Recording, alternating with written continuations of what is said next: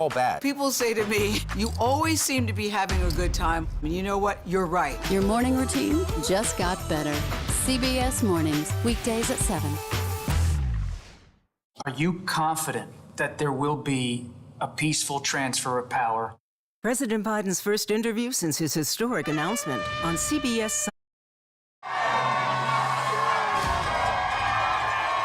This debate could mark a turning point in the race. Anything could tip it in one way or the other. He needs to show that he's got the fire in him to go another 4 years. What I've been able to do with the COVID, And if he was supposed to comfort people who were concerned about his age and his ability, that did not happen tonight. There are at least some House Democrats talking to the White House about having him step down. If you want to really see something that's said, take a look at what happened.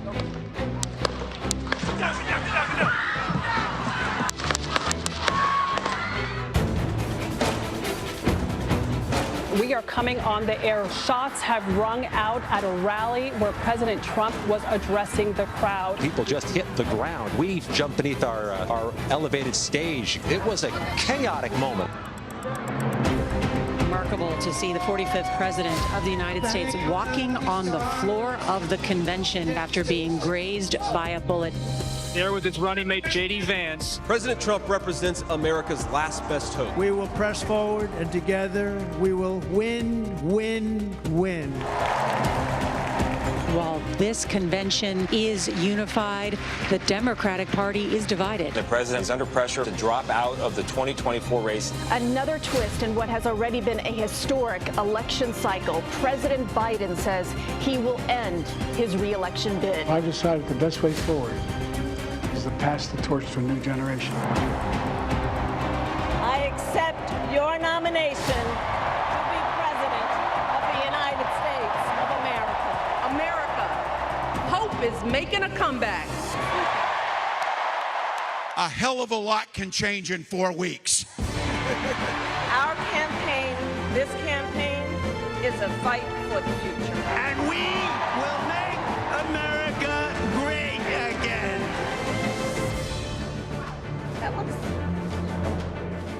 Hello, I'm Caitlin Huey-Burns in the Spin Room in Philadelphia. Welcome to a very special edition of America Decides, a special presidential debate position.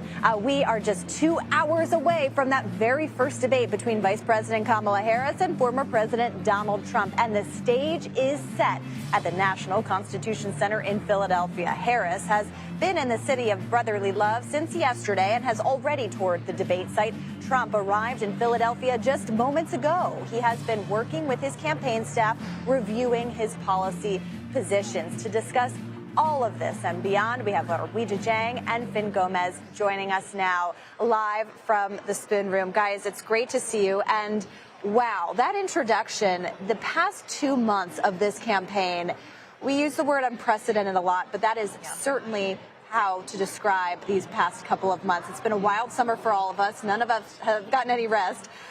But tonight is a night that we could see potentially another type of game changer. Weijia, I want to start with you because you've been covering Kamala Harris, and it seems like the focus is on her tonight because this is her first presidential general election debate. How has her campaign been preparing? What are they kind of identifying as the goals? So she has been poring over materials for almost a week now. In fact, she was in Pittsburgh, holed up in a hotel downtown with her close aides. And, she was studying past performances of Donald Trump because, as you mentioned, this is her first presidential debate. He's already had 6. So that's a lot of material to go through. She's also talking to Hillary Clinton, who is, of course, on the other side of the attacks. By the way, our own Finn Gomez confirmed that nugget earlier today because she wanted to hear from Clinton what it's like to be on the receiving end of Trump's attacks, any advice that she has for her. And, she's also been studying policy because Harris really wants this to be focused on her ideas, how she can be a change agent even though she is an incumbent. And so, all of this together not to mention practicing on a stage with bright lights so she knows what to expect. I mean, this is the ultimate student, right? And it could not be more drastically different from Trump's approach. Exactly. I mean, these candidates couldn't be more different from one another. And as you mentioned, their approaches to debate are so drastically different. Finn, how has the Trump campaign been preparing? How has the former president been preparing? They have been adamant in saying that they are not doing debate prep sessions. Adamant about that key word. They are reviewing their policies, his policies. It's informal, they say. It's more keeping in line with how he's done it in previous debates. You did say 7 debates, presidential debates that he has had. He's also had about 17 debates overall, including the primary debates. So he's well versed in that.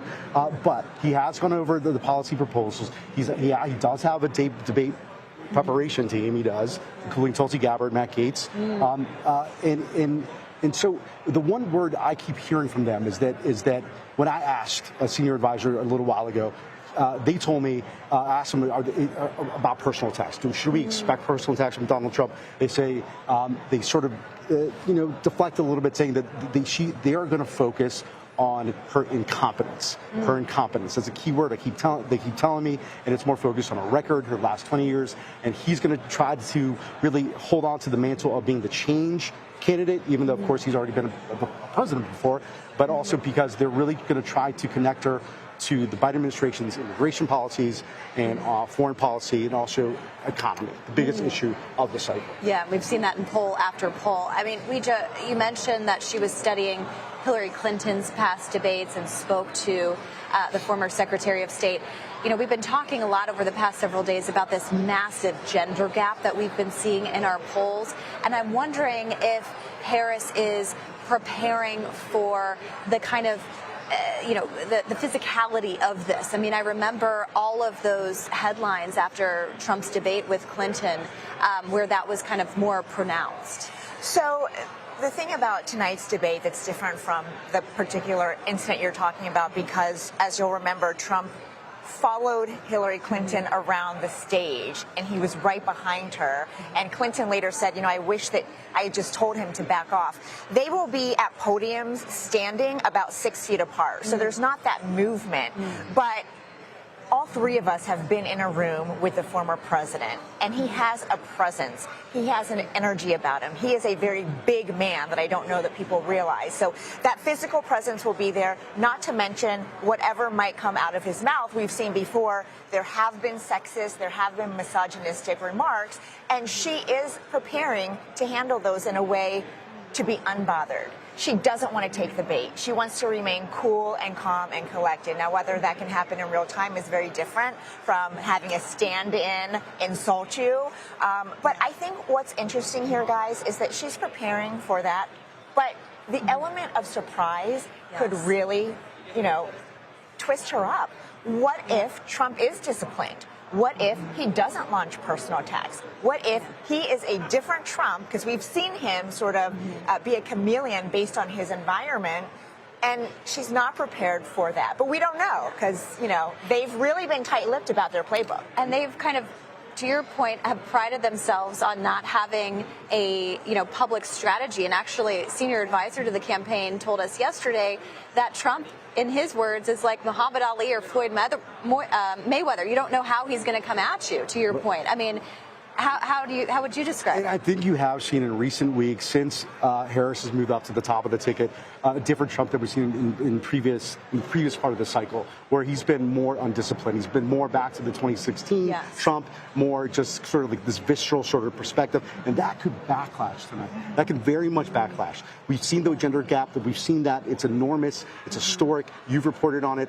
The fact of the matter is he has to appeal to suburban women voters. And if he does launch personal attacks, if he does not go after policy and he goes after personal attacks, that could be politically damaging to him with just 56 days out to the election. And 56 days out, and Weijia, as you mentioned before, this could be the only time that they face each other in a debate. This could be the last chance. Right, the only chance. And that's why it's so important, because as we saw in that open, so much has happened in the past 2 months. So much. But that means that she has had a very truncated time as the presidential nominee. She hasn't been able to, make sure Americans know who she is, who she stands for. We have CBS News polling that shows more than a third of voters in key battleground states still don't really know who she is. So this is an opportunity, and they have not agreed to a second debate yet. We would love to have them on CBS News, but they haven't agreed to anywhere else. So this could be it.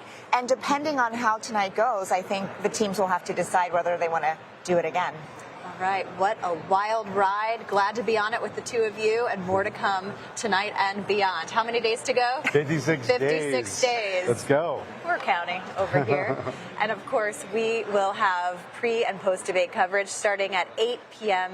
Eastern right here. The debate itself is hosted by ABC News, but can be watched on CBS News 24/7 starting at 9 p.m. Eastern. And with the latest polling showing North Carolina swinging potentially towards Kamala Harris, what does she need to do tonight to convince voters in the Tar Heel state that she's up for the job? Well, Governor Roy Cooper will join me next in the spin room to discuss. You're streaming America Decides live from Philadelphia.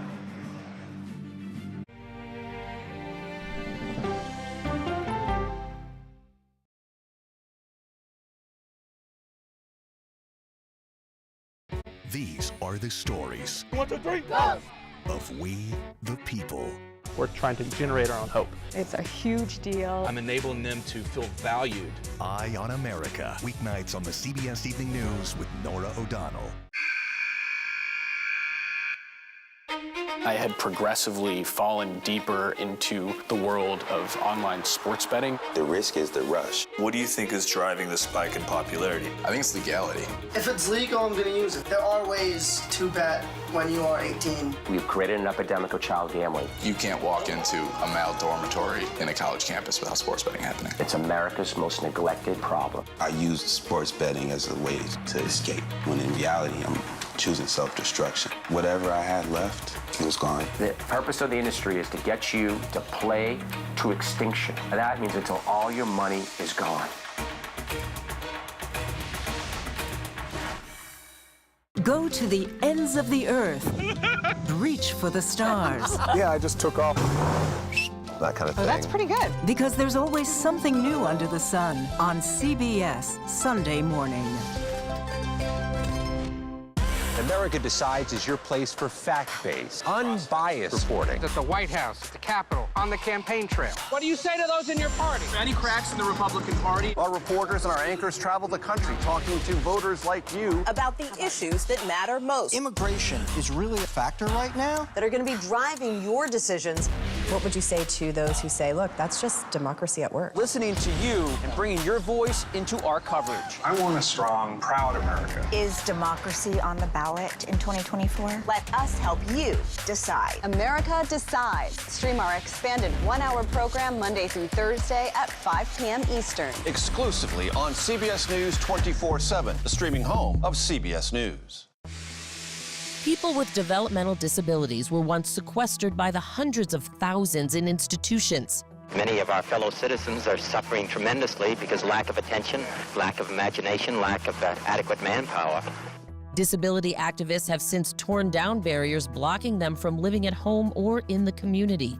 We conclude that Title II of the ADA requires states to provide community-based treatment for persons with mental disabilities. But of the 16,000 people who remain in state-operated institutions, half are in 5 states, and Illinois is one of them. I don't want to live in the institution. It makes me feel discriminated against. Do you think there are people living in institutions in Illinois that don't need to be living there? Yeah, because they're proving it as soon as they get out.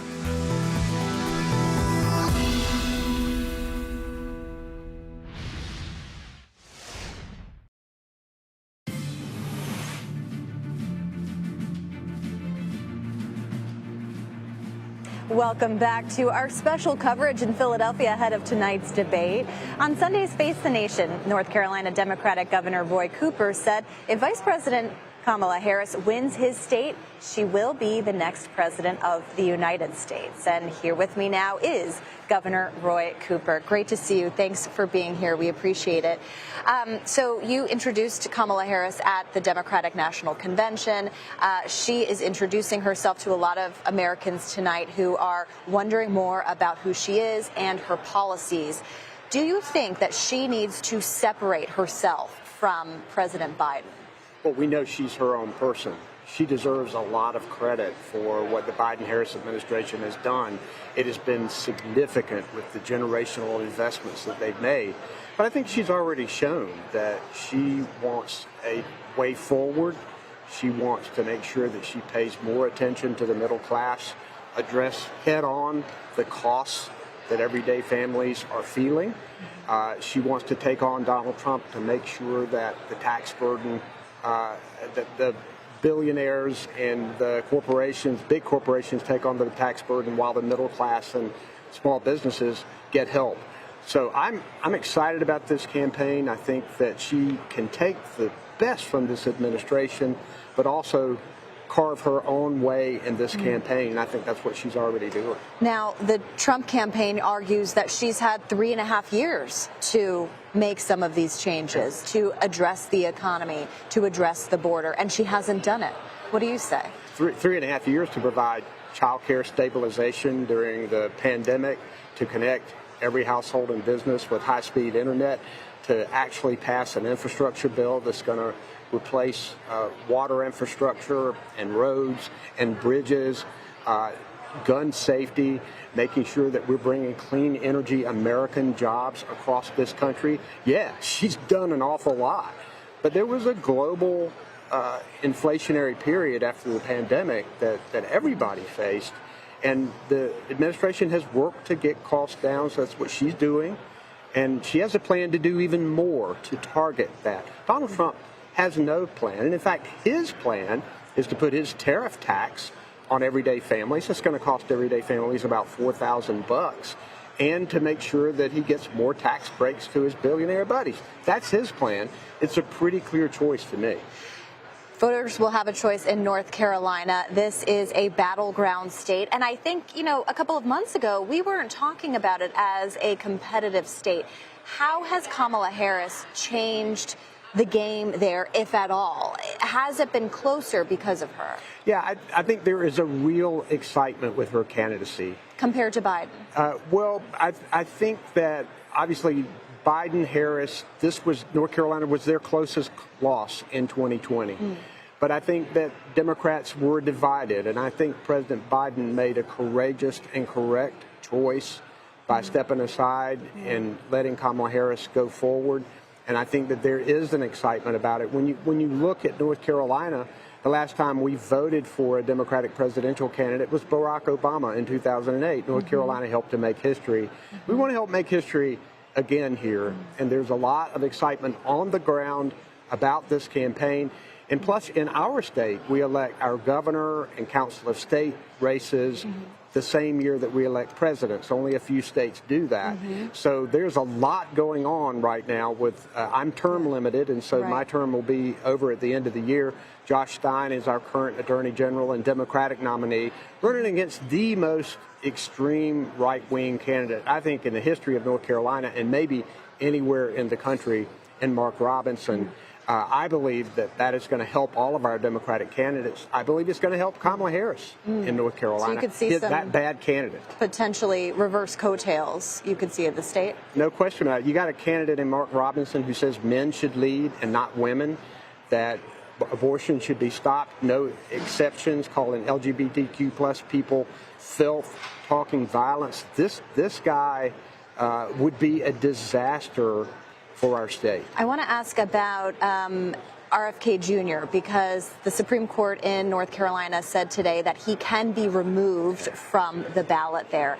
First of all, that has been holding up the sending out ballots to voters. I'm curious of your take on that. But also, him not being on the ballot, does that make a difference in this race? Does that potentially hurt Harris's chances? I'll start off with the last question first. No, it won't make a difference. This is a binary race.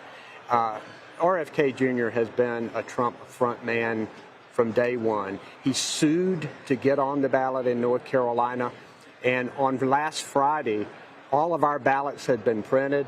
They were to go out. They were to be mailed to military, active military across the world, and our Republican Supreme Court granted RFK Jr.'s request to throw all of those ballots away and reprint the ballots. And now they're going to go out a couple of weeks late, hurting our military's ability to vote.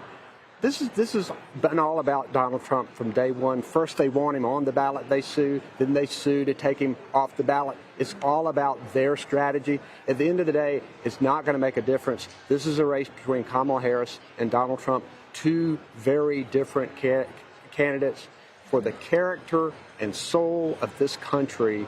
And it's time for people to be making that choice pretty soon. It could all come down to North Carolina. We will see. Governor Roy Cooper, thank you very much for your time. We'll be spending some time in your state. So thanks in advance for having us. And ahead of tonight's debate here in Philadelphia, Trump has been brushing up with some staffers on policy, while Harris has been in Pittsburgh practicing with a campaign advisor standing in for Trump. We'll take a closer look at all of those preparations next. You're streaming America Decides.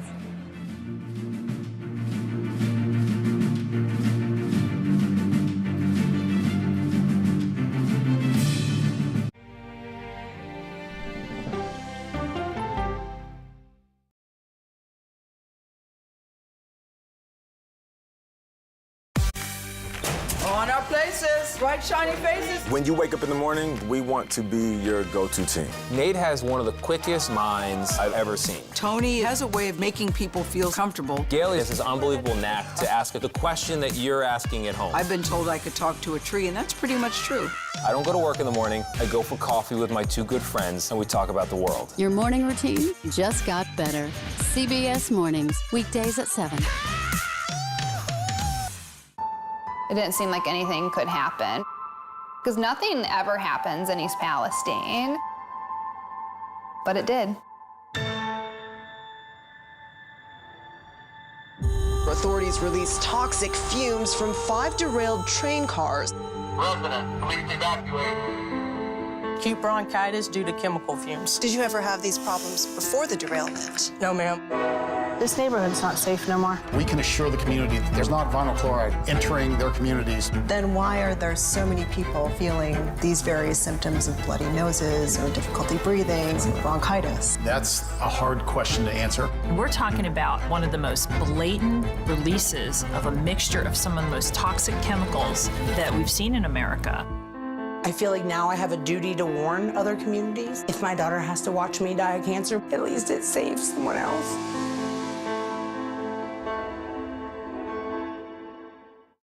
This case. It's like a screenplay, something straight out of Hollywood. But it's not fiction. It's 48 hours. Human remains found this week. 4 families shattered. There's no physical evidence. The mystery would haunt investigators for years. There's some questions that have to be asked and need to be answered. Like a John Grisham novel. A gripping true crime original. 48 hours. Now streaming on the free CBS News app.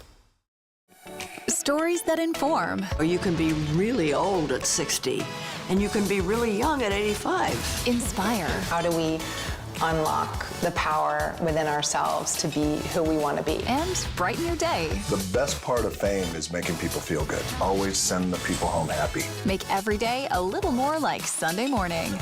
Here comes the sun. Stream now on the free CBS News app. Hello, everyone, and welcome to our Dragon capsule here in space. Sightseers in space, the thrill of a lifetime. Seeing the Earth from space, it was so exhilarating. But the risks that come with the territory. There have been 4 fatal accidents. That's a 1% fatal accident rate. Might make you look before you launch. If you had 1 out of 100 airplanes falling out of the sky, we'd have a public crisis. Space tourism, now streaming on the free CBS News app.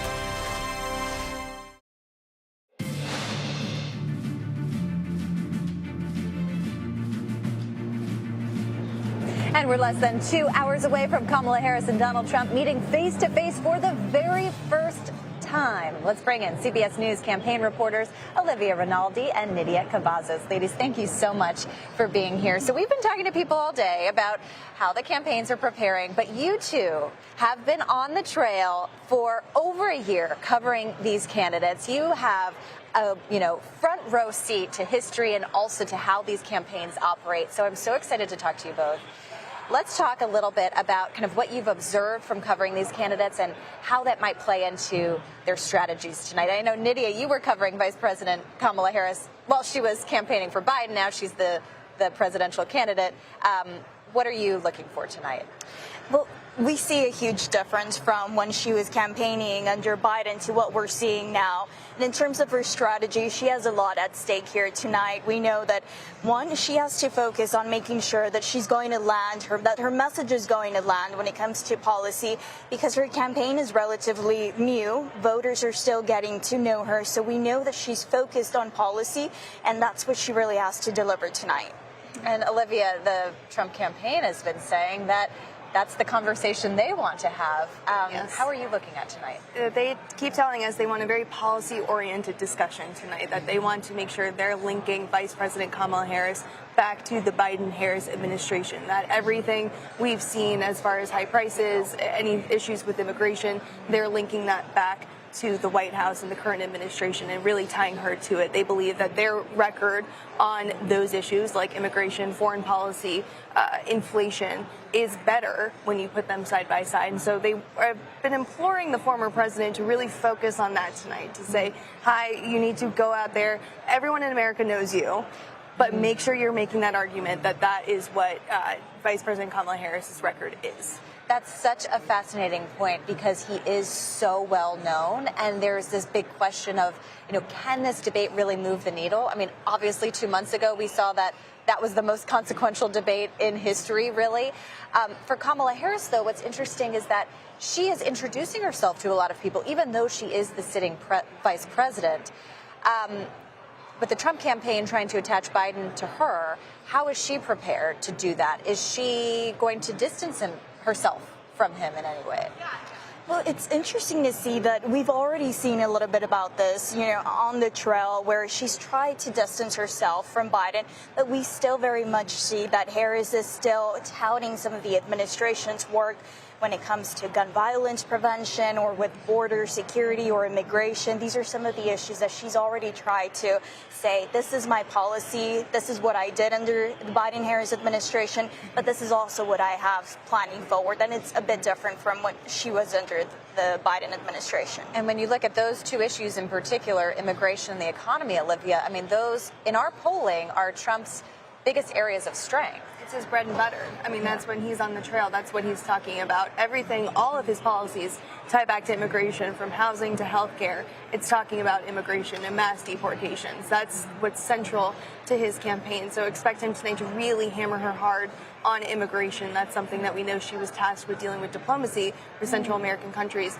Trump is definitely going to be calling her border czar and other personal attacks like that. So I'm expecting that, and I'm watching for that tonight. But really, the campaign feels that the onus is really on Vice President Kamala Harris, and as you say, introducing herself to the American people, making it known who she actually is and what she stands for. That's what they'll be pointing out time and time again tonight. Their measure of success for tonight. Ladies, you have been all over the country working tirelessly for CBS News and for our audience, and we're very lucky to have you on the trail. I know there are 50-something days to go. Wishing you all the rest. But we are so proud of you, and keep up the great work. Thank you. And we'll see you soon. And coming up, the state of Georgia will be pivotal in the race to those 270 electoral votes. Let's go now to our Libby Cathy, who is speaking to voters in the Peach State on what they are expecting to hear tonight. Yes, happy debate night, Caitlin, from Battleground, Georgia, where we spoke to voters today about what Vice President Kamala Harris and what former President Donald Trump need to do tonight to win over the undecided voters here. Of course, Georgia, an all-important battleground state, 16 electoral votes up for grabs. Trump won this state in 2016. He lost in 2020. That loss affirmed by the Republican governor and Secretary of State here. And that's why there's so much emphasis on this state. It's anyone's game. Tonight, voters telling me that they want Vice President Kamala Harris to prosecute the case against Trump, but also say how she'll differentiate herself from President Joe Biden. Meanwhile, Trump supporters saying they want him to not go for the lowbrow insults, to be presidential. Let's see what they had to say. She's a prosecutor, so I think she's good at thinking on her feet. And then she just needs Trump to be Trump. If he just continues to flail and speak, in word salad, and not make any cogent or coherent statements, that actually just being himself, I think that's all he needs to do. And of course, with our polling and other polling showing Georgia and other battleground states neck and neck, it's a very important night, Caitlin. It is indeed. Libby, Kathy in Georgia for us tonight. Thank you so much. And will we hear more policy positions or partisan rhetoric? Well, our political panel is standing by to join me right here in the spin room for more on tonight's matchup. You're streaming America Decides.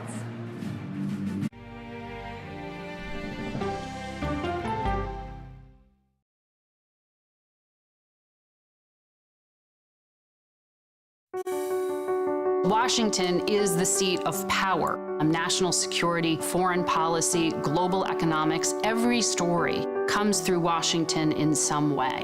We bring some of the most powerful voices in America to the table. We don't just ask the questions, you have to go deeper. We try to understand what's at the heart of the issue we're talking about, to then come forward with solutions. Face the Nation on CBS. The justices ruled that Harvard and the University of North Carolina violated the Constitution. In the aftermath of the Supreme Court decision to end affirmative action in college admissions, uncertainty sets in for some students of color. Affirmative action really gave us an equal opportunity. CBS Reports explores the historic decision and what it means for those chasing an opportunity to change their lives. I knew that college was the ticket to break this cycle. The end of affirmative action, now streaming on the free CBS News app. America Decides is your place for fact-based, unbiased reporting. At the White House, at the Capitol, on the campaign trail. What do you say to those in your party? Any cracks in the Republican Party? Our reporters and our anchors travel the country talking to voters like you about the issues that matter most. Immigration is really a factor right now that are going to be driving your decisions. What would you say to those who say, look, that's just democracy at work? Listening to you and bringing your voice into our coverage. I want a strong, proud America. Is democracy on the ballot in 2024? Let us help you decide. America Decides on CBS News 24/7. Stream our expanded one-hour program Monday through Thursday at 5 p.m. Eastern. An original documentary from CBS Reports. AI is among the most world-changing technologies ever. Curing diseases, scientific breakthroughs, making lives better. They can help us with medical discoveries, scientific discoveries, doing better agriculture, having cures for things like Alzheimer's. It's also going to really transform the way we work. The uplifting potential of artificial intelligence is limitless. It gives you a friend, somebody to chat with 24/7 that is non-judgmental. He makes me feel loved and desired. And so are its downfalls. The problem with all this AI is that it's unpredictable and uncontrollable. The choices we make now will have lasting effects for decades, maybe even centuries. The ChatGPT revolution, now streaming on the free CBS News app. We are about to see American weapons in the hands of Mexican cartels. A gun pipeline to Mexico. We are arming the cartels. 100%, no doubt about it. Happening right under our noses. Who's doing something about this? Nobody. A CBS Reports exclusive. Most Americans have no idea that we are effectively arming the enemy next door. This is the story the American people need to know. Arming cartels, now streaming on the free CBS News app.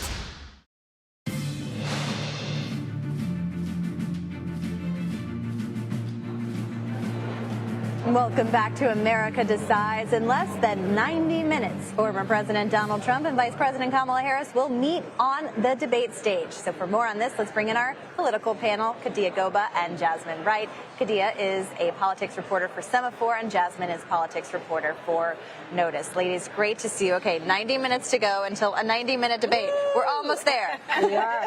You guys have both been on the trail covering these candidates for a long time now. It's wild that they have not met in person. This is the first time they are meeting face to face. Jasmine, I know you've been covering Harris. I know there's a big question about the rules of this debate and how these muted mics might work this time around. How is her campaign preparing for that? Because it seemed to serve as an advantage for Trump last time. Yeah, I think that they've actually had to readjust their strategy because it came down that the mics will be muted. And that's because they had prepped the vice president to be ready to interrupt the former president if he had said something that was a lie or a mistruth or erroneous, really trying to goad him and get into them and interrupt him in a way that maybe Hillary Clinton didn't do as much in 2016. But of course, now the mics are muted. So mics are muted. So they've had to really redirect that strategy and make it so that she will answer if he says a lie or says a mistruth in the top of her question, and then get into that future forward policy part of her question, trying to do her number one goal, which is not just to respond to Trump, but it's also to show Americans what her future forward path is and what her future forward policies could be. Yeah, and Katia, I know you cover Congress in addition to covering everything else. Lawmakers are watching tonight for these policy proposals, as well as average Americans who want to know what they are as well. What have you been hearing? Yeah, they're very excited. Democrats on the Hill. I've heard Mark Vesey tell me he's just waiting for her to kick his ass. If I could say that. But also at the same time, you know, I talked to Becca Ballant and a few other people who said they want her to not pay attention to his rhetoric. They want her to not get stalled by that at all. They want her to focus on what, you know, talk to the American people. Push him aside, ignore him, don't even address him, and really home in on what she wants to do to move things forward. And I think that's interesting and I think she's probably been practicing that during her stay here in Pennsylvania. And, you know, Jasmine, it's interesting, too, because Kamala Harris has debated a lot. I mean, we covered a lot of debates in 2020 when she was running for the nomination. Then she debated Vice President Mike Pence in 2020, but this is the first general election presidential debate for her. Yeah. And you could argue that the stakes are really high for her because people are still learning who she is, even though she's the sitting vice president. Whereas for Donald Trump, he is such a known quantity to Americans. They kind of know what they're getting. How is she kind of preparing for that? Yeah, I think the reality is that there's very little that Donald Trump can say that really is going to surprise Americans, but there's a lot that she can say that's going to surprise Americans. And I think that latest New York Times poll where it had about 20% of Americans, maybe a little bit more, still wanted to learn about her and what she would do as president, was reflected in some of the campaign or the outside sources' internal pollings. People want to know more about the vice president, so that's why this moment is so high stakes for her, and that's why she's going to talk a lot about the policy, maybe not tit for tat, point by point, percent by percent, but the broad strokes of how she wants to take this country in potentially a different direction. Now, I don't think she's going to criticize Joe Biden, but I think that she's going to try to provide some space between that and show that she can be the change agent in the way that a lot of America views Trump. And so that is why it's so high stakes for her. But it's also about not letting those lies stick to her. That is another huge part of her preparation, because she hasn't been confronted face to face in a long time, more than 4 years, by someone who might disrespect her on stage. And so that's also been a part of the prep. But of course, people want to know about her, and she wants to tell a future forward story that weaves in her personal life as well as policy. Yeah, and you know, it's fascinating because there has been so much money spent on this race. We've had 2 conventions, and yet things have kind of settled into where they were before, which is this is a neck-and-neck race and is likely going to be for the next couple of months until Election Day. So, you know, if you're a voter kind of looking at this debate, are you looking at it to change your mind, to show up to vote at all? I mean, obviously debates have consequences. We saw 2 months ago that it, you know, essentially led to Joe Biden getting out of the race. But, you know, as a voter, kind of how are you assessing? Listen, I think it was clear this is going to be a tight race no matter how you slice it. The uptick that we saw was actually Kamala Harris making up ground from where Joe Biden might have been slipping away because of age, because of the horrible debate, what have you. So I think it's right back where it needs to be, but still, to your point, I think she still has the burden of proof. And with that, more of an advantage to show people who she is and to prove to those swing voters and those Republicans who kind of need this permission structure to say it's okay to maybe not go with the party line if they're unhappy with their current candidate, to win them over and to say, okay, you know what, she's worth voting for. Interesting. Yeah. I mean, there are so few voters in the middle these days that it's a base versus base election. So to your point, consolidating and energizing that base, that might be the audience for tonight. Well, we will stay tuned. It's great to have you both. Very much appreciative of all your reporting all cycle, and to be continued. Just hang in there a few more weeks. And the economy and immigration. What voters want to hear from the candidates tonight on these two key issues. You're streaming America Decides live from Philadelphia.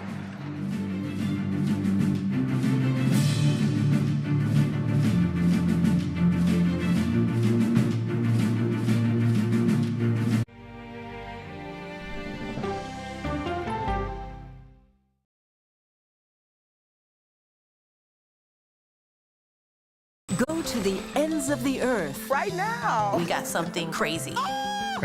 And reach for the stars. Here we are. Time. Yes, it's my comeback. Hey, this is pretty fun. But wait, there's more. Experience thought-provoking. I'm open to the idea of being a human being. Innovative and truly original reporting. Look through a telescope and go, wow. Because there's always something new under the sun on CBS Sunday morning.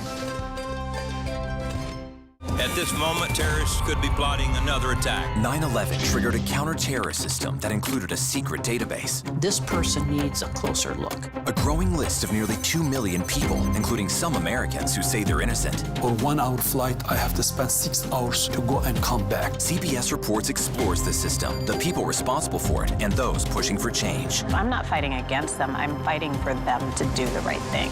The Watch List, now streaming on the free CBS News app. Don't miss true crime anytime you want, anywhere you go. With the 48 Hours podcast. Real crimes, real lives, real justice. There's some questions that have to be asked and need to be answered. Listen to 48 Hours on Apple Podcasts. An original documentary from CBS Reports. Imagine yourself in Manhattan with no police, no army, no mayor. The people of Haiti stare down poverty, corruption, natural disasters, and violence. 90% of the guns that are used by gangs in Haiti are American guns. But with an unbreakable spirit and eternal optimism. There are days where I cry, but we can't be discouraged. We still believe in Haiti. They're still able to look ahead with hope. Haiti is on the brink of transformation, a radical shift. Haitians are coming together and saying things must change. Fighting for Haiti, now streaming on the free CBS News app. Hey there, welcome to The Uplift. I thought she was a groom, and I stepped back and I went, oh, you're the queen. She's going to be with me every instant that I'm alive. I just wanted to see if you'd go to Disneyland with me today. I look over at him and he's smiling. I'm going to remember that the rest of my life. They told us when he was going to be born, he was only going to live for 30 minutes. It's really a miracle that he's with us today. The Uplift. Stream now on the free CBS News app. When you wake up in the morning, we want to be your go-to team. On our places, bright, shiny faces. I don't go to work in the morning. I go for coffee with my two good friends, and we talk about the world. Your morning routine just got better. CBS Mornings. A CBS News investigation. People looking for love, finding their life savings gone. This could happen to anybody. And sometimes losing their lives. Anything for love. Now streaming on the free CBS News app.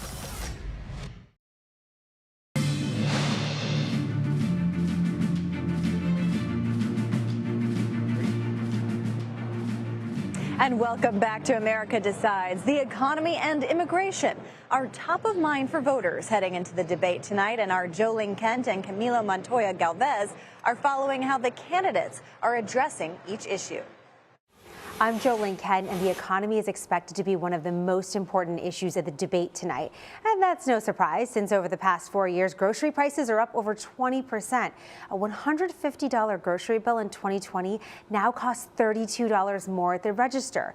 Now, wages do outpace inflation now, but this reality is still painful. Vice President Harris has said she will pass the first ever federal ban on price gouging food that would bring new penalties for companies that that exploit crises and break the rules.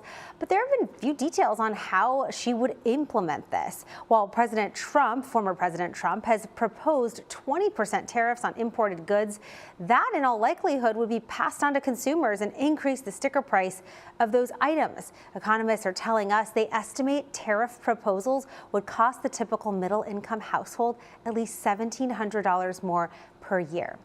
As for Harris versus Trump on your taxes, this of course depends on your income level. If you're a household earning about $48,000 a year, under Trump, you'd get $870 more income on average come 2026.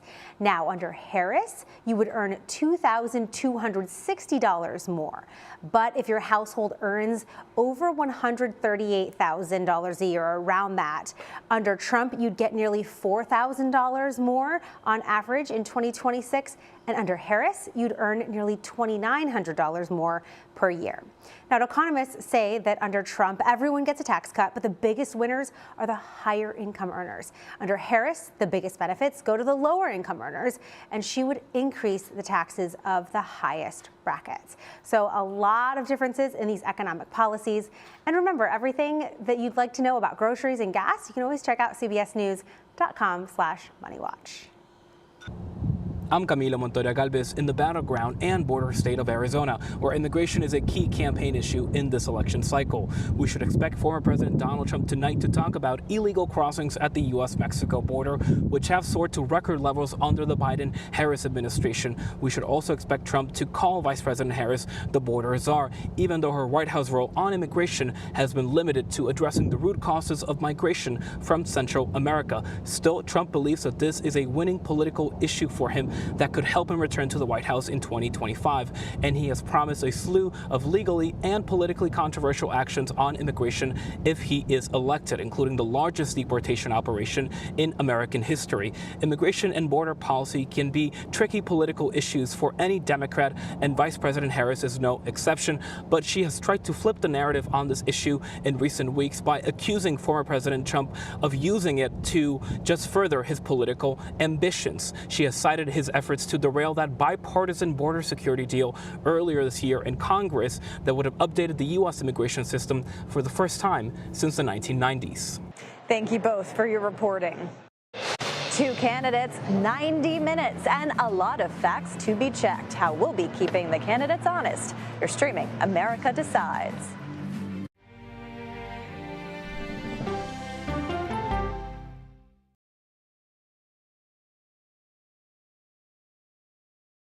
Okay, so let's just start at the beginning. Well, let me start with this. What is at stake here? What is the answer then? Do you know why? You want me to just keep going? Is that a good thing or a bad thing? Were there death threats? How is this possible? What's wrong with that argument? Are you saying they lied? Have you told the government that? Why won't you say the word crisis? You're not answering my question. Is that scary? Does that make sense? What do you mean? What does that mean? Did any of that make sense?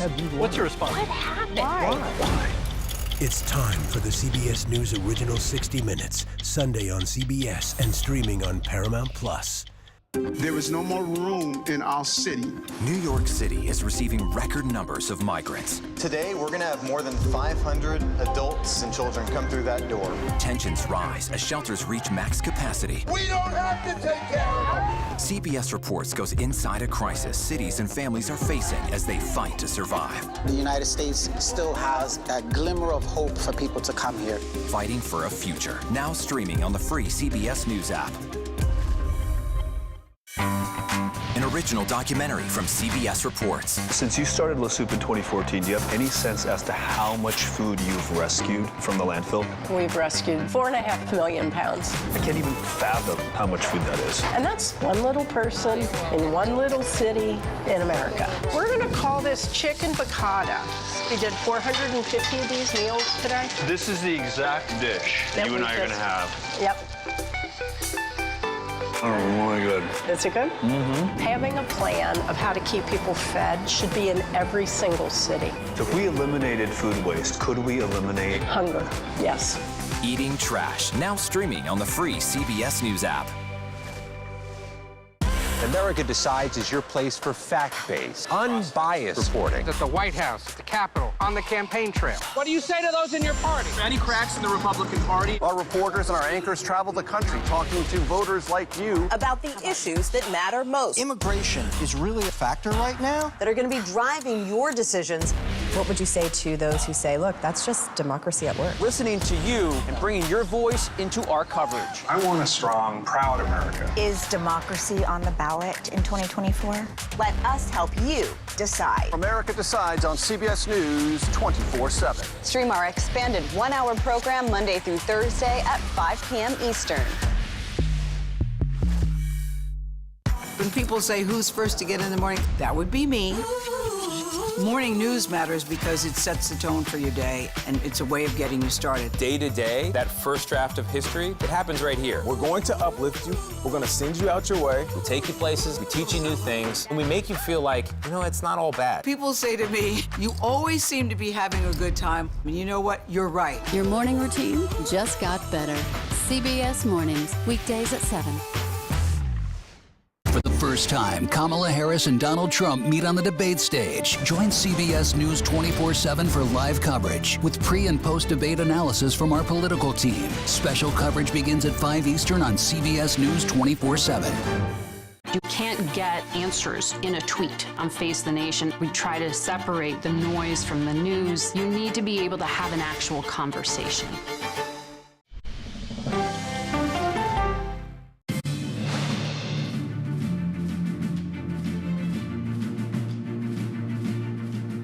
Pennsylvania is not only home to tonight's debate, it's also where you'll find one of the most closely watched Senate races across the country. Earlier today, I spoke to the Republican candidate looking to unseat Democratic Senator Bob Casey about his support for former President Donald Trump and more.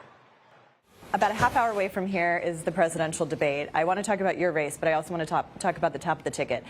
Because you're running with Donald Trump on this ticket in Pennsylvania, the biggest battleground, you can argue, in this election, what do you need to see from him tonight that would give you some confidence in your own race? Well, I don't want to presume to give the president counsel on how he should handle the debate, but I think what's clear on the ground in Pennsylvania is the contrast between the weak liberal policies that Kamala Harris and Bob Casey are promoting. So in her own words, she wants to ban fracking, transition energy workers. She wants to give amnesty to 10 million illegal immigrants, make sure they have federal benefits. She wants to have mandatory buybacks of guns, eliminate private health insurance. These are in her own words. And that's the contrast. It's a number of San Francisco liberal policies that are not in touch with Pennsylvania. I don't think they're in touch with most of America. They're going to take our country in the wrong direction. So it's the contrast between those policies versus common sense policies. And frankly, it's the contrast between the weakness that President Biden, Vice President Harris, Bob Casey have shown under the last 3.5 years versus the strength that I think we saw under President Trump when he was the president, and the kind of strength I think I can show as a combat veteran, as someone who's been a business leader. That's what the race is about. And I think the more that Pennsylvanians and Americans are able to see that contrast, I think the more beneficial it's going to be to my campaign and to the president's campaign. So you are seeing that contrast on policy, but when you look at the former president's rhetoric, he has been attacking her intelligence. He's been, criticizing her on a variety of different fronts that don't necessarily involve policy, these personal attacks. Yeah. Do you want him to stop? Listen, I've had a chance, I've never done this before, but I've had a chance to attend 3 or 4 of President Trump's rallies in the last, 2 months. And I got to tell you, 95% of what he's saying about Vice President Harris are about the policies. That's just not what's reported. Honestly, he is making that case over and over again. President Trump has a way of communicating, a way of describing his opponent. He's going to have his style. I'm going to have my style. I'm not going to critique his style. But I will say, I think the case he's making is largely about policy, largely about his track record as the former president, versus the track record of President Biden and Vice President Harris. They were two together. Bob Casey, by the way, voted 99% of the time. So we have a record to look at in both cases. I think President Trump's record's superior many times over. But we also have a future where President Trump's laid out a vision for the future that's based on a set of reasonable common sense policies. It's common sense to secure our border. It's common sense to bring down inflation and make it a pro-business environment. It's common sense to bring law and order to our cities. Kamala Harris and Bob Casey have supported a set of policies that are in direct contrast with that. I think that's what this debate will hopefully be about, and also what the campaign's about. And as I mentioned, this is the most eyed battleground state. Our CBS News polling shows a neck-and-neck race between Trump and Harris here. But it also shows that you're several points behind your Democratic opponent, Bob Casey, the incumbent senator. Why is that? Well, I was always going to be an underdog. I mean, this is a place where Bob Casey and his family have lived forever. He's an incumbent. And Bob Casey's been in office for 30 years, elected office. So I'm running against an incumbent. But what's happening is that the polls are closing. I always said it's going to be a very close race. And I think as Pennsylvanians see more and more, get to know who I am and see more and more of the contrast between his weak liberal policies that he's supported and voted for. We need to hold him accountable. He's been the sitting senator. Versus what I can bring as an outsider, as someone who's been a veteran, someone who's been a business leader. That contrast, I think, is why you're seeing the polls close. I think it's why I'll ultimately win in November. CBS News will be fact-checking claims made by both Vice President Kamala Harris and former President Donald Trump after tonight's debate. I spoke to our own Major Garrett earlier today about how he's preparing for that difficult task. So I know you fact-checked all the statements, or at least as many as we could, by both Trump and President Biden after that last debate back in June. But with Harris taking the stage tonight, it is a different kind of debate. I'm curious how you are approaching this tonight. Is it any different? Well, first of all, Caitlin, great to be with you. Second of all, I won't be doing this work by myself. We have a CBS News confirmed team of producers and journalists who will be going over everything the candidates say tonight to check them on their accuracy. And you said as we went to break that we're going to keep them honest. Caitlin, you know and I know, no matter how big a team I have behind me, we cannot keep any political figure honest. What we can do is hold them accountable for things that they might want to persuade voters they haven't said in the past, or make exaggerated claims that need to be rooted into reality. That's the essence of fact-checking. It's not to harass political figures. It's to weigh their rhetoric against available, verifiable facts, either in their record and speeches or in statistics about what has happened or what their proposals might create in the future. And to the degree that our CBS confirmed team can do that work, we will do it to our best tonight. Yeah, and that is to the service of our viewers who are getting inundated with so much information and more to come tonight. As you mentioned, I mean, you can't check the veracity of every single claim made by each of these candidates. But what issues in particular are you going to focus on for both these candidates? Let's start with Trump, for example. Well, I expect, and if Tim Murtaugh is any example of this, and I certainly believe he is because he's a senior advisor to former President Trump's campaign, there will be a lot of discussion about what the economy was during the Trump presidency, what it was during the Biden-Harris administration, same thing on immigration, same thing on crime. Those are statistically verifiable claims.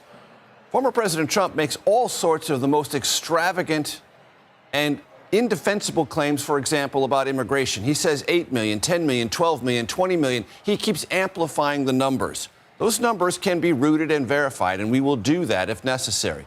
He also makes extravagant claims about his economic record, the best that there ever was. We know statistically that's not true, not in terms of GDP growth, not in terms of employment, not in terms of other statistical measurements like stock market growth. So those are kinds of things we can evaluate because we are familiar with the rhetoric from former President Trump. If he uses it again tonight, we will fact check him on that.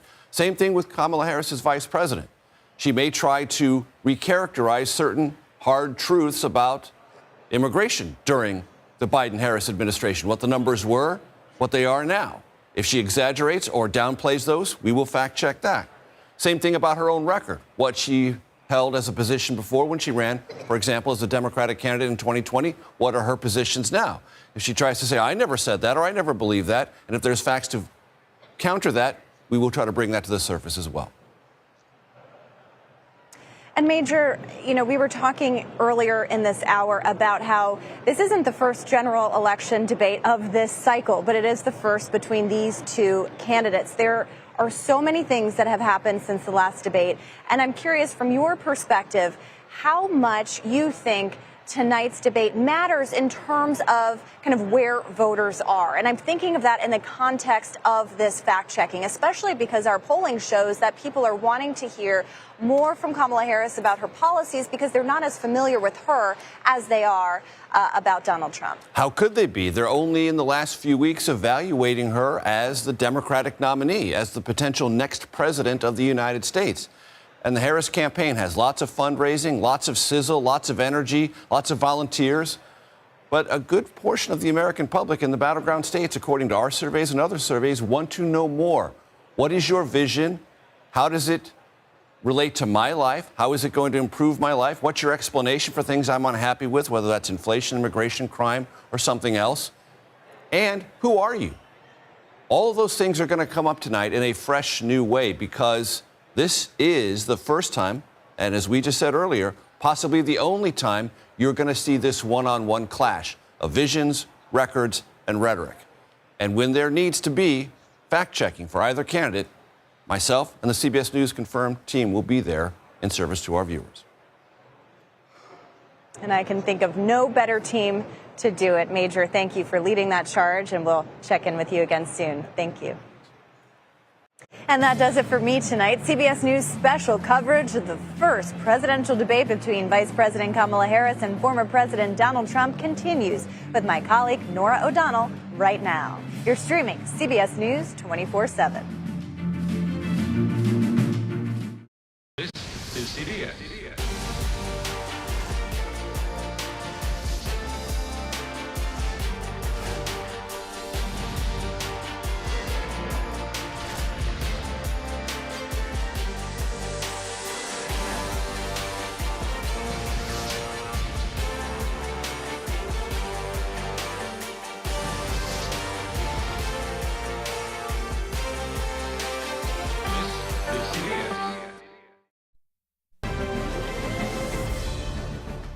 Tonight, the debate stage is set. The first meeting between Vice President Kamala Harris and former President Donald Trump in an unprecedented election cycle. And a lot has happened.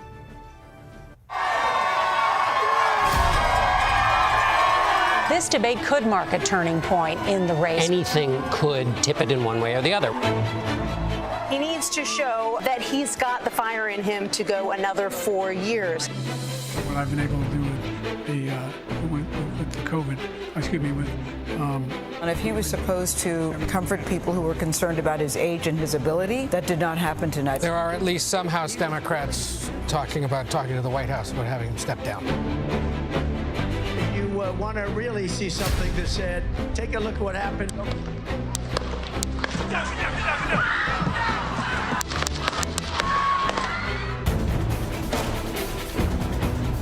We are coming on the air. Shots have rung out at a rally where President Trump was addressing the crowd. People just hit the ground. We jumped beneath our elevated stage. It was a chaotic moment. Remarkable to see the 45th president of the United States walking on the floor of the convention after being grazed by a bullet.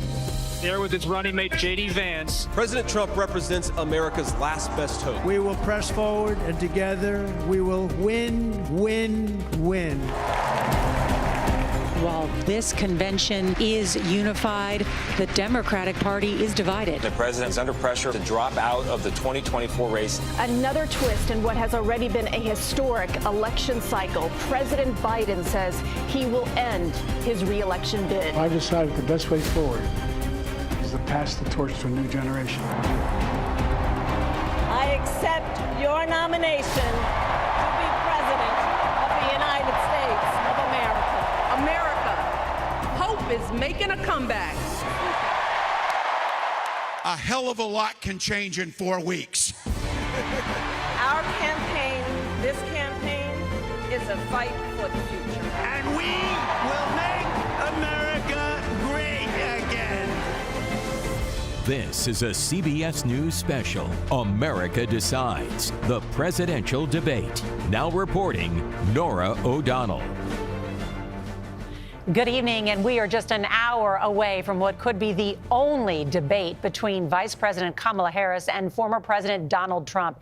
And what makes this night even more historic is that this will be the first time these two presidential candidates have ever met. That's right. Tonight will be Trump's 7th general election presidential debate, the most of any candidate in the modern era. For Vice President Harris, it will be her first and by far longest unscripted setting during her campaign. If anyone had any doubt about the importance of these debates, that was answered following June's face-off between Trump and Biden. It was considered such a disaster for President Biden that he dropped out of the race less than a month later.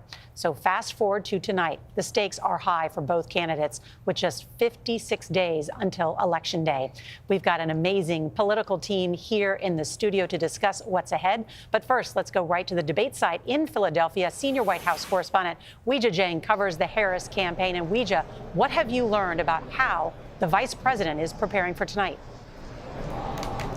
Nora, it is great to be with all of you, and we know that the vice president has really approached this as a diligent student. She has been poring over materials with close aides. That includes studying the previous 6 presidential debates of former President Trump's and consulting with Hillary Clinton, who, of course, was on the other end of 3 of those debates. And she's been practicing with a stand-in for Trump, who was a Clinton aide who was even dressing the part. And before she arrived here in Philadelphia last night, she was holed up in a Pittsburgh hotel doing these extended mock debate sessions, and her team even built a stage with bright lights to replicate the environment that she would face tonight. And she wants to focus on policy over personality, and we know that she has had a lot of policy meetings so that she can condense her answers into swift 2-minute messages, since that will be her time limit. And we know that part of the strategy, Nora, is that she really wants to needle Trump. She wants to try to rattle him and get under his skin. And on the flip side of that, she's been practicing dealing with potential personal attacks. And aides tell me it's really important to Harris to try to remain unbothered and calm. But she has another challenge tonight, too, because more than a third of voters in key battleground states, according to CBS News polling, say they still don't know what she stands for. So she'll be focused on that as well. And her team says, this is not about fact-checking Trump, but she will be prepared, Nora, tonight to call out any lies from him. Weijia Jiang in Philadelphia tonight. Weijia, thank you. CBS News chief election and campaign correspondent Robert Costa is also at the debate site. And Robert, I know you have been in touch with the Trump campaign. And so how has the former president said he prepared for tonight? Great to be with you. There haven't been these kind of prep sessions that's happening over on the Harris campaign side. Sources close to former President Trump tell me he's been playing some golf. He's been staying loose. He's been having casual discussions with his aides. And when they say to former President Trump, she's going to try to prosecute you on stage tonight, he has dismissed it. He's laughed it off. He believes he can make her own her policies and President Biden's policies tonight. And that regardless of her strategy, regardless of her prep, he's going to have a reactive approach tonight, watching to see her method, trying to interpret what she's trying to accomplish, and counter it as someone who has been in the public eye for a half century, as a celebrity, a real estate developer, ultimately as president, and now again as candidate. This is a real test, though, for former President Trump. Yes, he's been on this kind of stage before, but can he expand his coalition tonight? Can he reassure some of those traditional Republicans? Think about former Congresswoman Liz Cheney saying she's endorsing Vice President Harris. Can he make an overture not only to independents and centrists, but to Republicans as well? I'm told he's going to focus especially on the border, talk about crime, talk about border security, and talk about the economy. Those issues the Trump campaign believes ultimately will decide this election.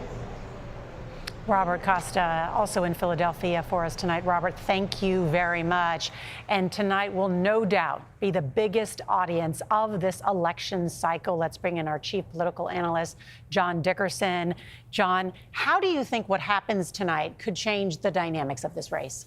Well, you know, campaigns can be kind of silly, but debates are an escape from that if the voters choose to look at them that way. I mean, they are the most formal moment for voters to look at these two people and say, can they handle this job? And we have the sad anniversary tomorrow of the attacks of 9/11, which remind us how seriously the presidency can get very quickly. And you think about, there have been terrorist attacks, pandemics. There have been 2 financial shocks in the last two out of the last 3 presidencies. It is a job of high stakes challenges.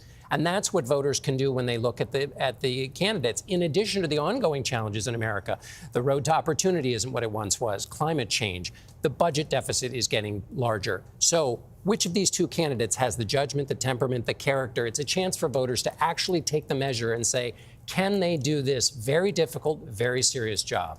Not only do the hardest job in the world, but be commander-in-chief. All those nuclear weapons, troops in more than 150 countries. Yes, exactly. The minute they lower that hand after they take the oath of office, they have the most power at their disposal, and it's all on their shoulders. Want to bring in our Face the Nation moderator, Margaret Brennan. And Margaret, the other thing about tonight, too, though, is voters want the candidate of change. We've got a former president. We've got someone who's been vice president.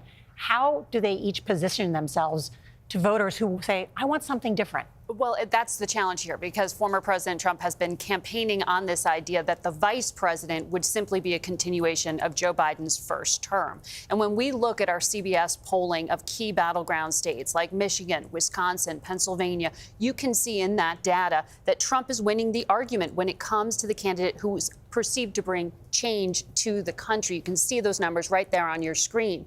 And Vice President Harris is a sharp contrast to the 78-year-old challenger in style and in substance. But this is an abbreviated campaign. She is in many ways just defining her platform issues to the public. And so within that, how do you decide to describe yourself as a change candidate when you're the incumbent defending the policies of the administration you're still serving under? That is the challenge. Certainly, we have seen she's more comfortable talking about things like reproductive health care, far more so than Joe Biden ever was. But she's really carved out the smallest of policy differences with him so far, even on those key issues like the economy, which we see in our polling is the defining issue here. So how do both of these known entities reintroduce themselves in a way that excites people about this campaign? That's why it's so exciting to watch what is ahead. Certainly tonight. Nancy Cordes, you are our chief White House correspondent. And as we've been talking about, this recent CBS News poll shows that more than a third of voters in battleground states say they don't know what Kamala Harris stands for. In Pennsylvania, it's 40%.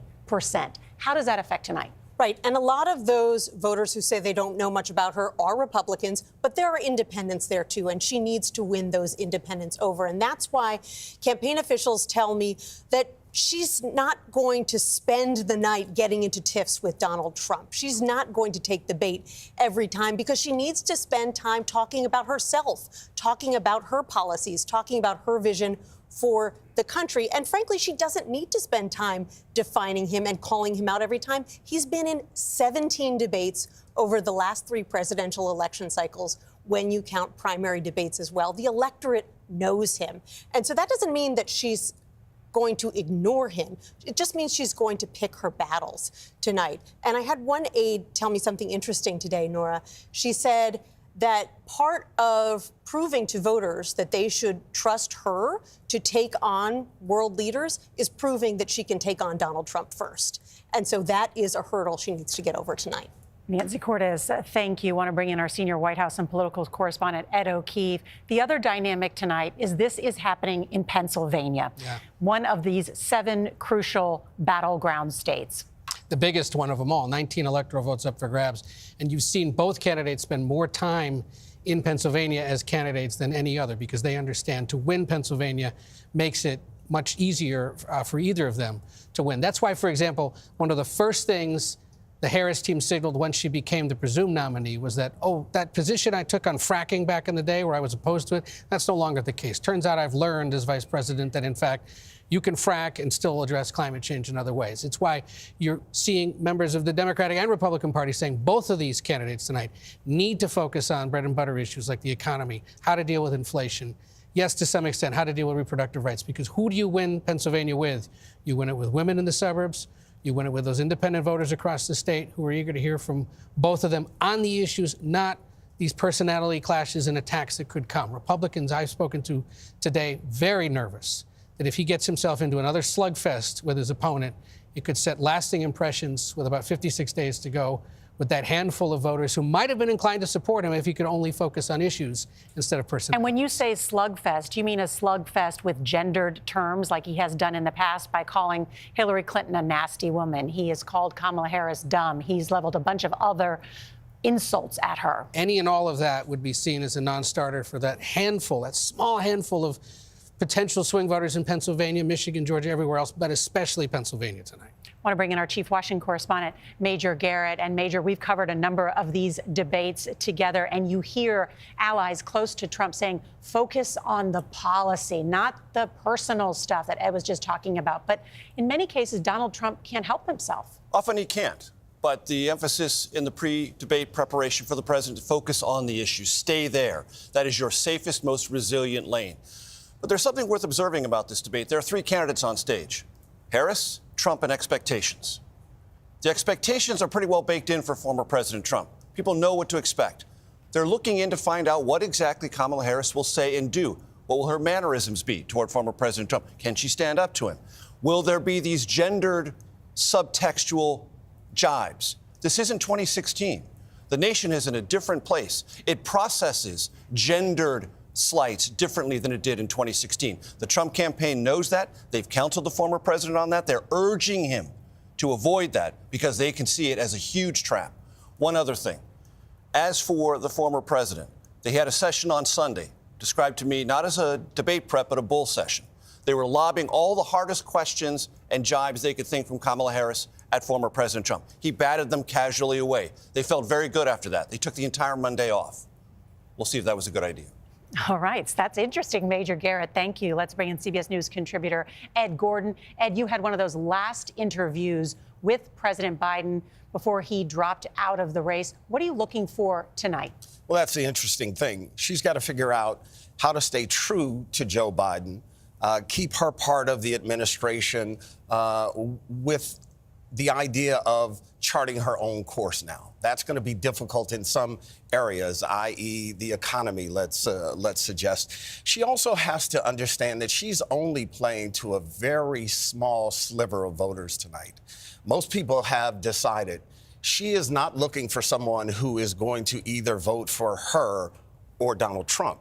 She's trying to move people who have suggested, give me a reason to vote for you. And that's really what it's about today for her.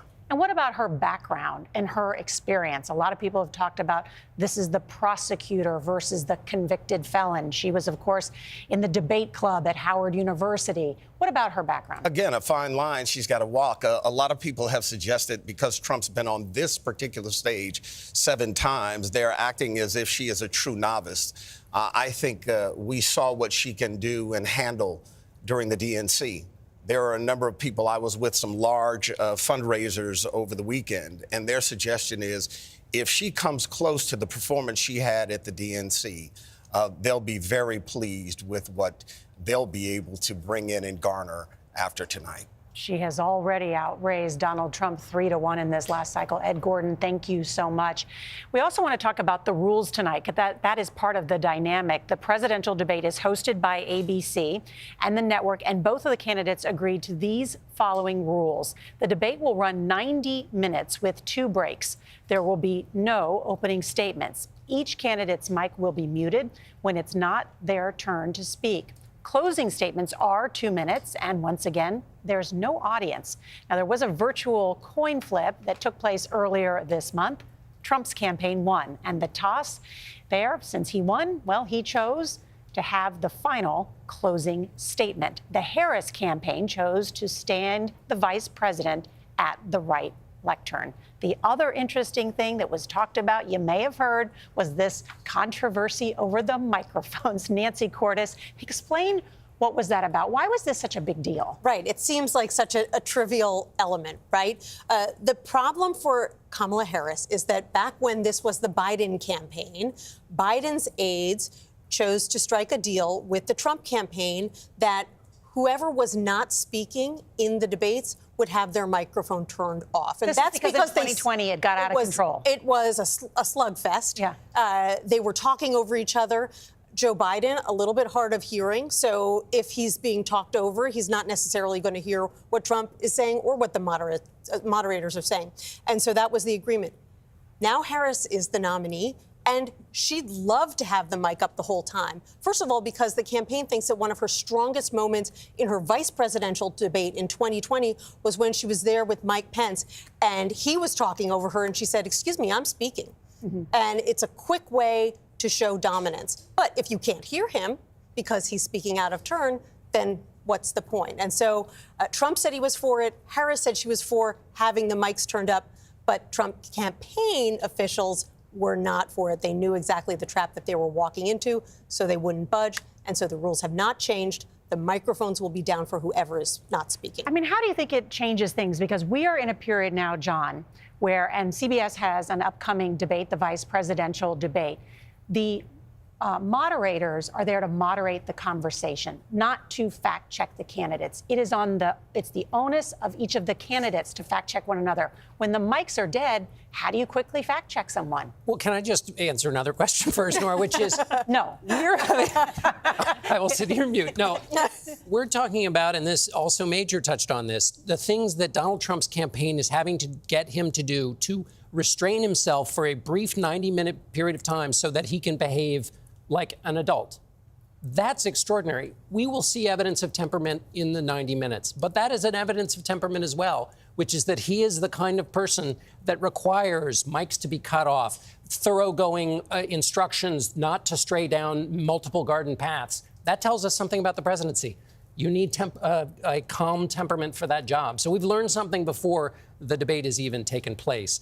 But back to your point, and it's a very important one, Nora, in the age of multiple falsehoods and misinformation, it is the candidate's job to fact check, but it's also our job when we're not moderating. You will be, so you won't for the vice presidential, but it's all of our jobs to fact check. And it's the American people's job to say, wait a minute, I'm going to decide that a person who tells too many lies is not fit for a job where honesty is crucial, because you might have a pandemic. And when the pandemic comes, what they say will inform my choices and may, in fact, affect my life. So, maybe I'm going to value that a little bit more highly. It will be part of the dynamic, certainly, tonight, these guardrails that are in place because the microphones will not be turned on when the other person is speaking. It's an excellent point. All right, ahead, the path to the White House, how each campaign could get to the magic number of 270 electoral votes.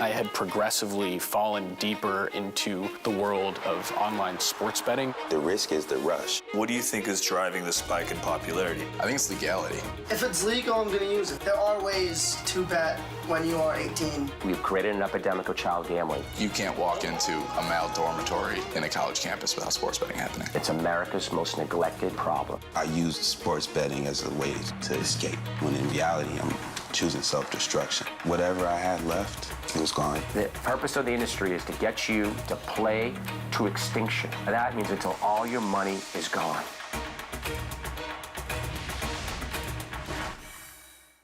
When you wake up in the morning, we want to be your go-to team. On our places, bright, shiny faces. I don't go to work in the morning. I go for coffee with my two good friends, and we talk about the world. Your morning routine just got better. CBS Mornings. Don't miss true crime anytime you want, anywhere you go. With the 48 Hours podcast. Real crimes, real lives, real justice. There's some questions that have to be asked and need to be answered. Listen to 48 Hours on Apple Podcasts.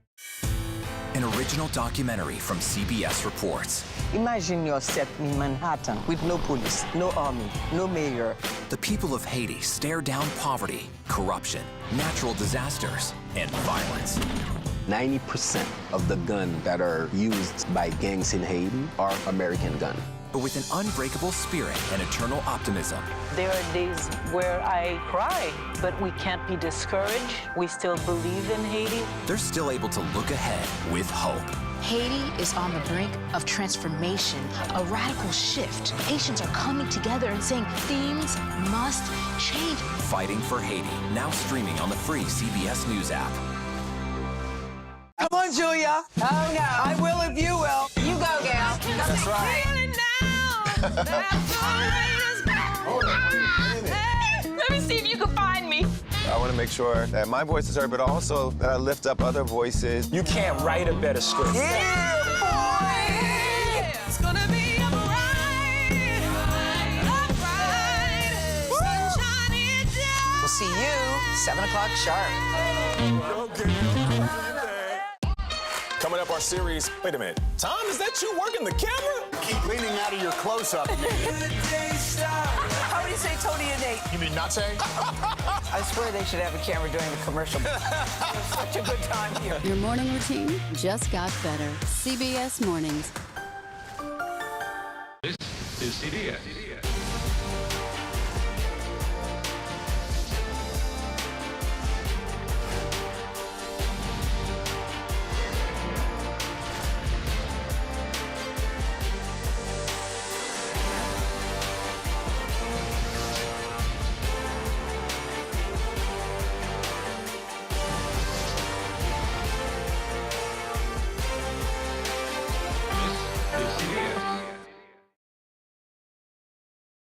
We're going to continue to move until we get the total ban on the total initiative relative to what we're going to do with more Border Patrol and more asylum officers.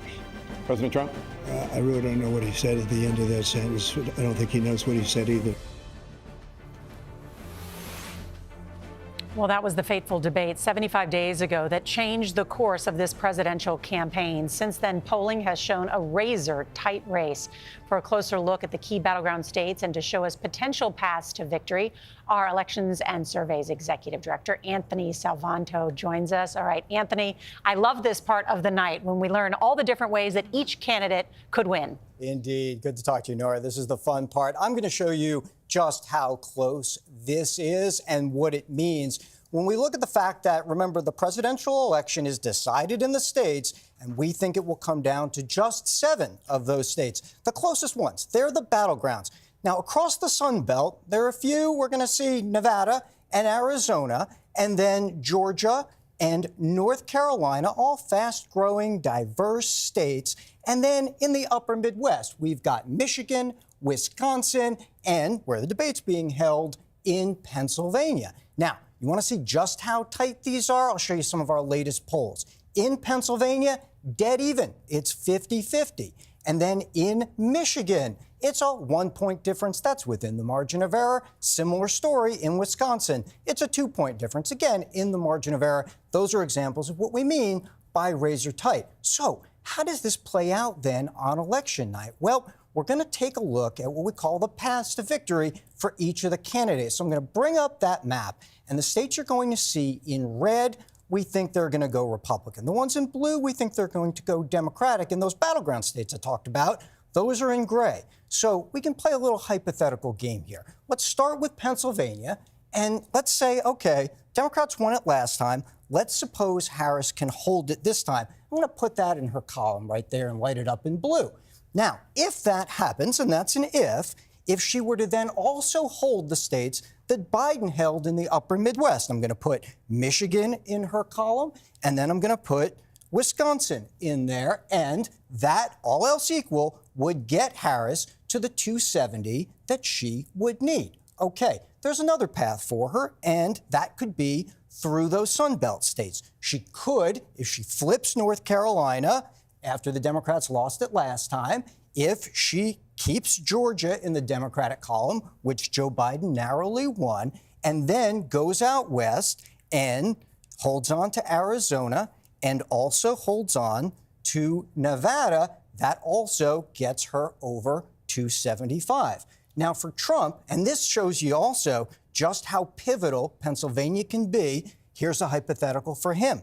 He wins Pennsylvania, let's suppose, like he did in 2016, and then he could hold North Carolina, like he did last time, and if he were to flip Georgia back into his column, that gets Trump to 270. So those are just some of the scenarios that could play out. But the big story is, in a race this close, every vote, every state starts to matter, Nora.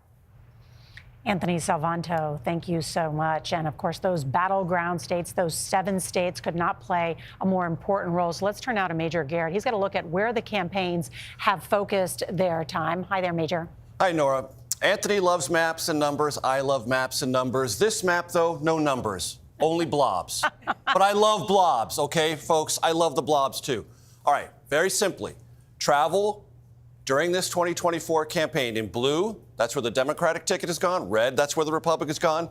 The gray blob, I told you I love the blobs, both. Guess what, folks? All the blobs are in the battleground states. Hello, that's exactly right. Look at the blobbiest state of all. No disrespect, Pennsylvania. God love you, the Commonwealth. More blobs than anyone else. Republicans and Democrats are going to and have been descending on Pennsylvania. Same thing with Michigan, Wisconsin. Interestingly, North Carolina. Nora, 75 days ago, after that first debate, the Trump campaign thought North Carolina was done and dusted, over. Not anymore. They're spending a lot of time there, and of course, Nevada and Arizona. These blobs are not just representative of the thing that candidates value most, their time and their rallies and their exposure.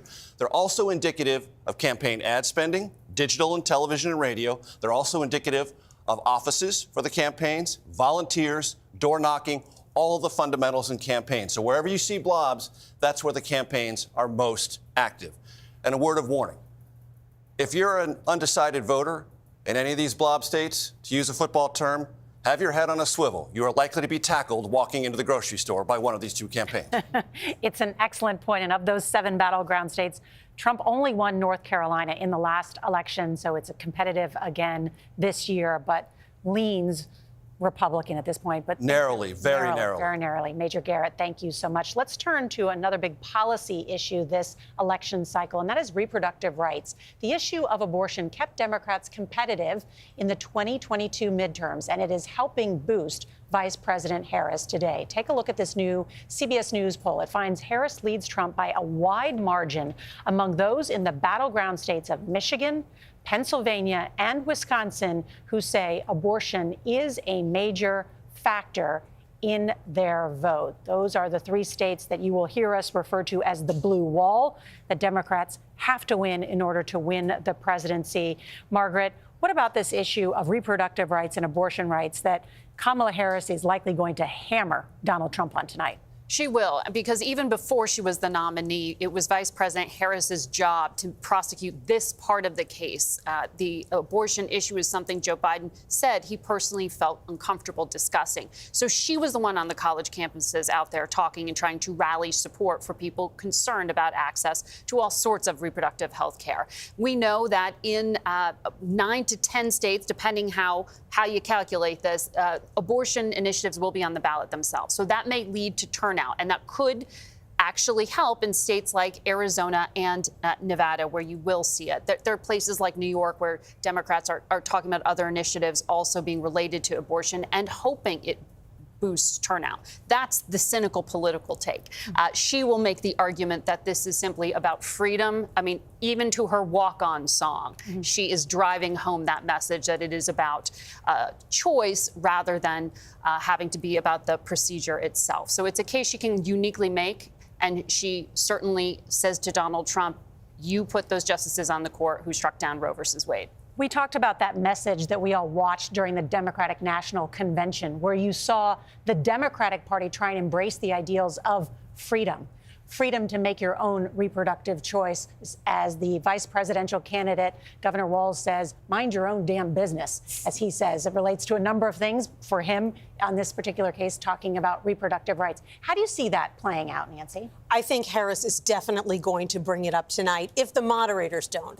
The Harris campaign assumes that there will be a question to Donald Trump about abortion. But regardless, she's going to bring it up because he's kind of been all over the map. He's been claiming lately that he isn't anti-abortion.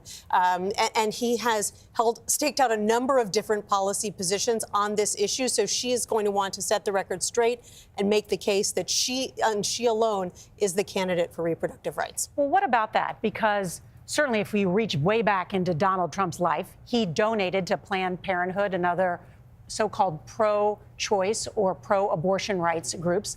Then he moved forward and appointed 3 justices to the Supreme Court. He proudly says, I helped overturn Roe versus Wade. But now that this issue has become so dominant in so many states, we heard stunningly Donald Trump announce that he was going to have the government pay for IVF fertility treatment.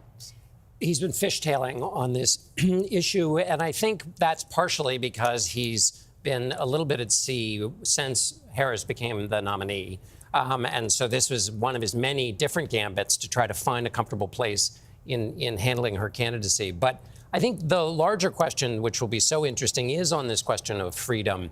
Because if the campaign is about who's going to be thinking about me when they're in the Oval Office, well, the conversation here is for women, who's going to be thinking about me and my choices and autonomy over my own body. But Harris is making a larger claim, which is, I will be thinking about you when I'm in the Oval Office, and these kinds of decisions have to be made.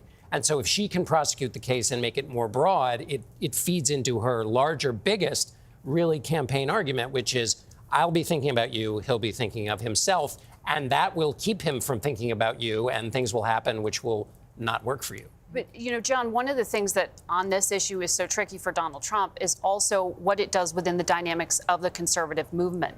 Mike Pence, his former vice president, came out against him and his candidacy specifically on the issue of abortion and saying he wasn't pro-life enough. That and fiscal conservatism, he said, were where he drew the line, not January 6th, which was an interesting position to stake out. But it underscores that there is a part of the conservative movement, particularly evangelical Christians, who aren't comfortable with the fishtailing you talked about, nor the fact that in the Republican National Committee agenda that was set this year, abortion was largely removed. There was what I think one reference to it, Nora. Yeah. The other issues we're going to talk about coming up, the economy, which has consistently shown the top issue, and immigration, where no doubt Trump is going to hammer Kamala Harris on that tonight. Up next, we'll also take you to a key county in the battleground state of Pennsylvania to find out what voters want to hear from these presidential candidates tonight.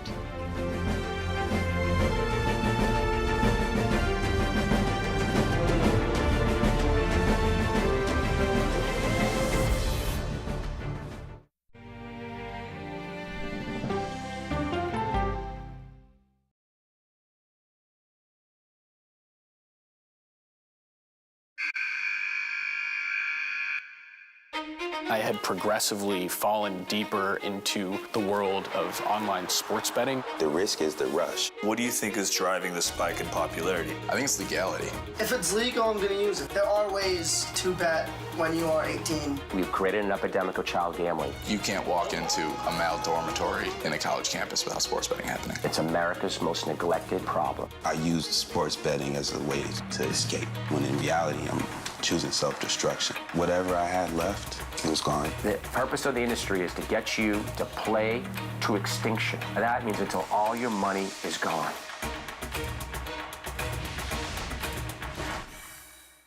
When you wake up in the morning, we want to be your go-to team. On our places, bright, shiny faces. I don't go to work in the morning. I go for coffee with my 2 good friends, and we talk about the world. Your morning routine just got better. CBS Mornings. Don't miss true crime anytime you want, anywhere you go. With the 48 Hours podcast. Real crimes, real lives, real justice. There's some questions that have to be asked and need to be answered. Listen to 48 Hours on Apple Podcasts. an original documentary from CBS Reports. Imagine yourself in Manhattan with no police, no army, no mayor. The people of Haiti stare down poverty, corruption, natural disasters, and violence.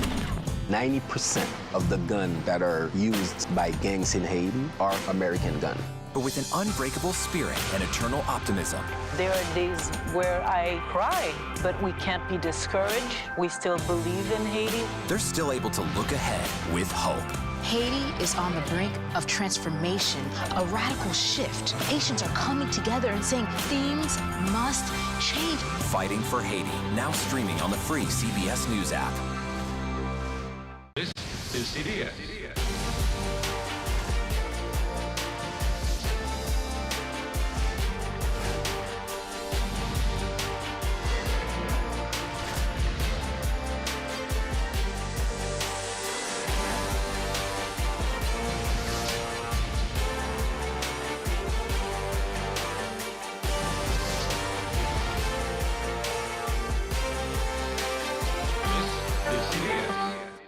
Come on, Julia. Oh, no. I will if you will. You go, gal. That's right. Let me see if you can find me. I want to make sure that my voice is heard, but also that I lift up other voices. You can't write a better script. Yeah, boy. It's gonna be a ride. Sunshine is down. We'll see you 7 o'clock sharp. Coming up, our series. Wait a minute. Tom, is that you working the camera? Keep leaning out of your close-up. How would you say Tony and Nate? You mean not saying? I swear they should have a camera during the commercial. It was such a good time here. Your morning routine just got better. CBS Mornings. Are you confident that there will be a peaceful transfer of power? President Biden's first interview since his historic announcement on CBS Sunday Morning.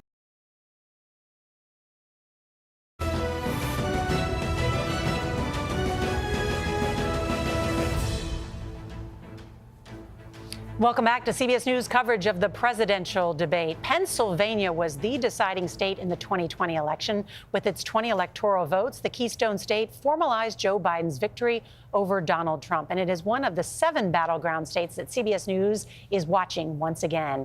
Our congressional correspondent, Nicole Killian, is in Bucks County, Pennsylvania, a crucial suburban battleground, speaking with voters. Good evening, Nicole.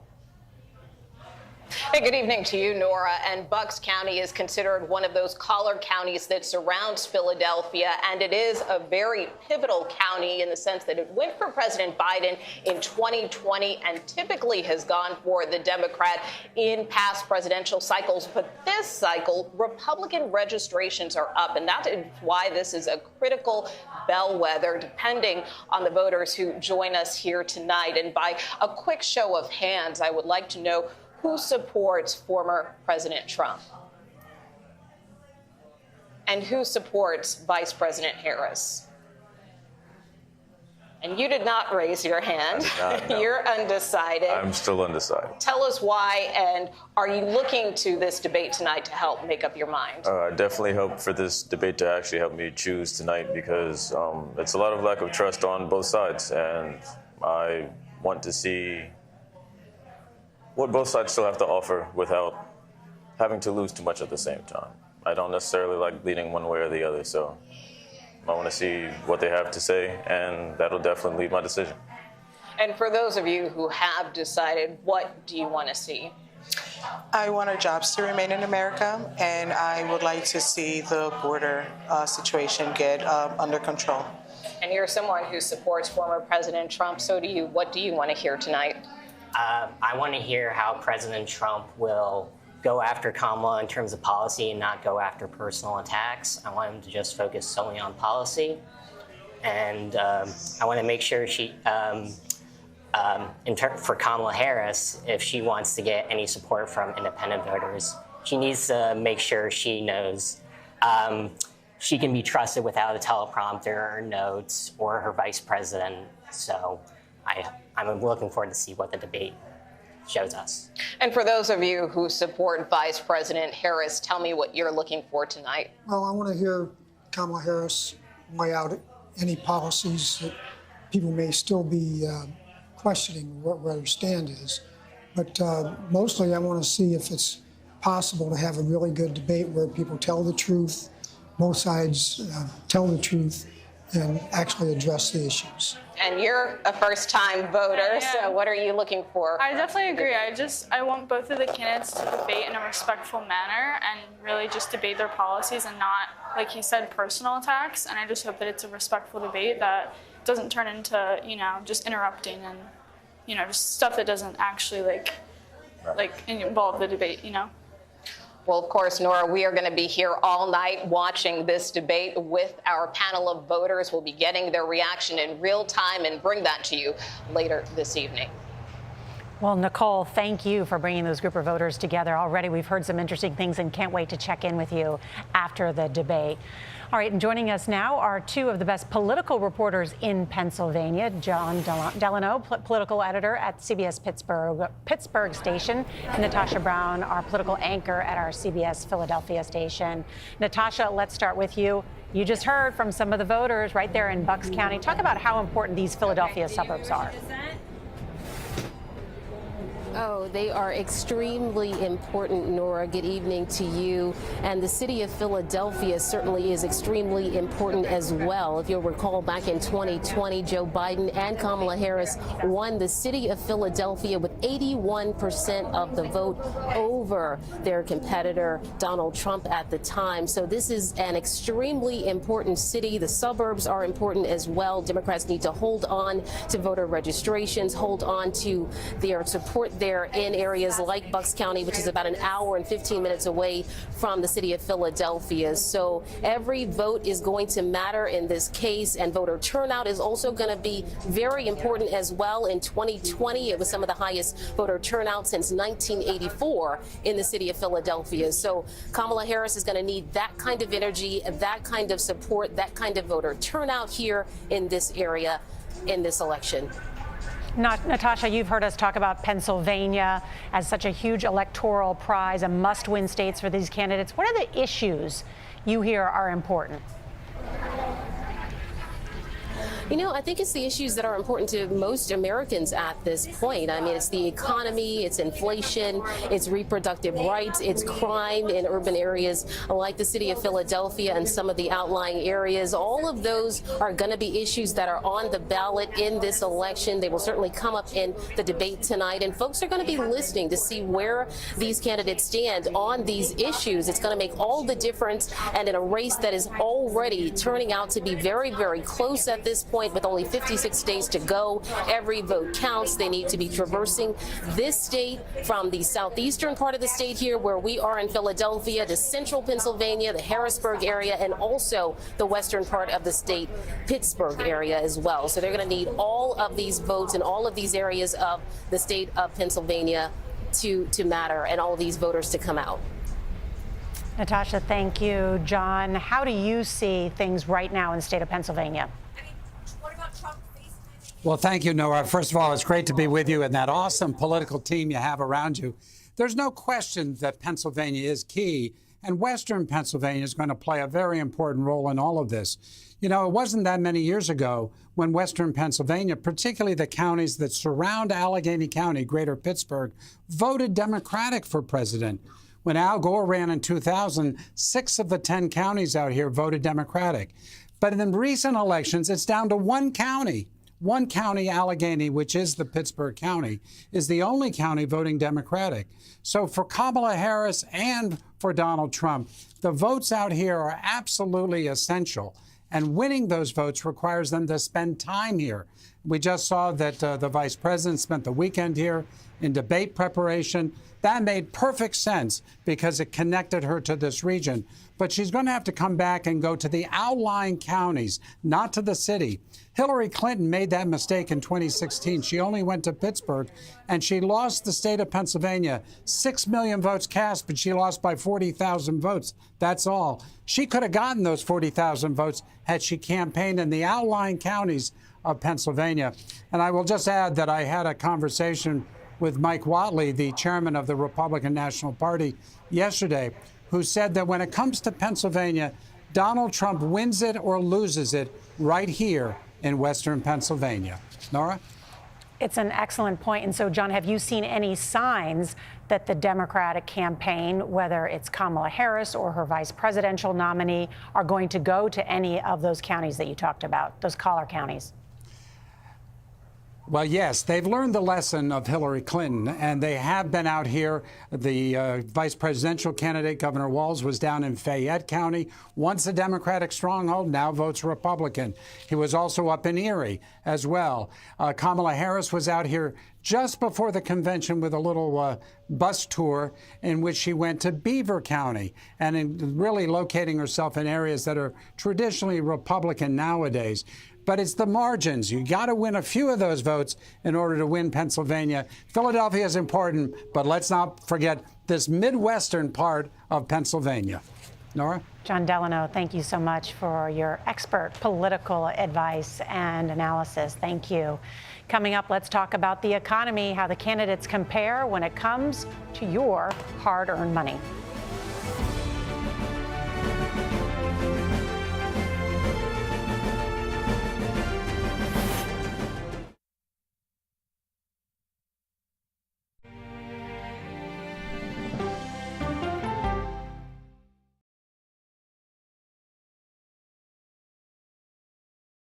Okay, so let's just start at the beginning. Well, let me start with this. What is at stake here? What is the answer then? Do you know why? You want me to just keep going? Is that a good thing or a bad thing? Were there death threats? How is this possible? What's wrong with that argument? Are you saying they lied? Have you told the government that? Why won't you say the word crisis? You're not answering my question. This really Is that scary? Does that make sense? What do you mean? What does that mean in Did English? any of that make sense? What's your response? What happened? Why? It's time for the CBS News Original 60 Minutes, Sunday on CBS and streaming on Paramount Plus. There is no more room in our city. New York City is receiving record numbers of migrants. Today, we're going to have more than 500 adults and children come through that door. Tensions rise as shelters reach max capacity. We don't have to take care of them. CBS Reports goes inside a crisis cities and families are facing as they fight to survive. The United States still has that glimmer of hope for people to come here. Fighting for a future. Now streaming on the free CBS News app.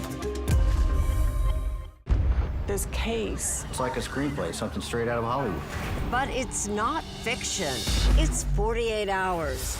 Human remains found this week. 4 families shattered. There's no physical evidence. The mystery would haunt investigators for years. There's some questions that have to be asked and need to be answered. Like a John Grisham novel. A gripping true crime original. 48 hours. Now streaming on the free CBS News app. This is CBS.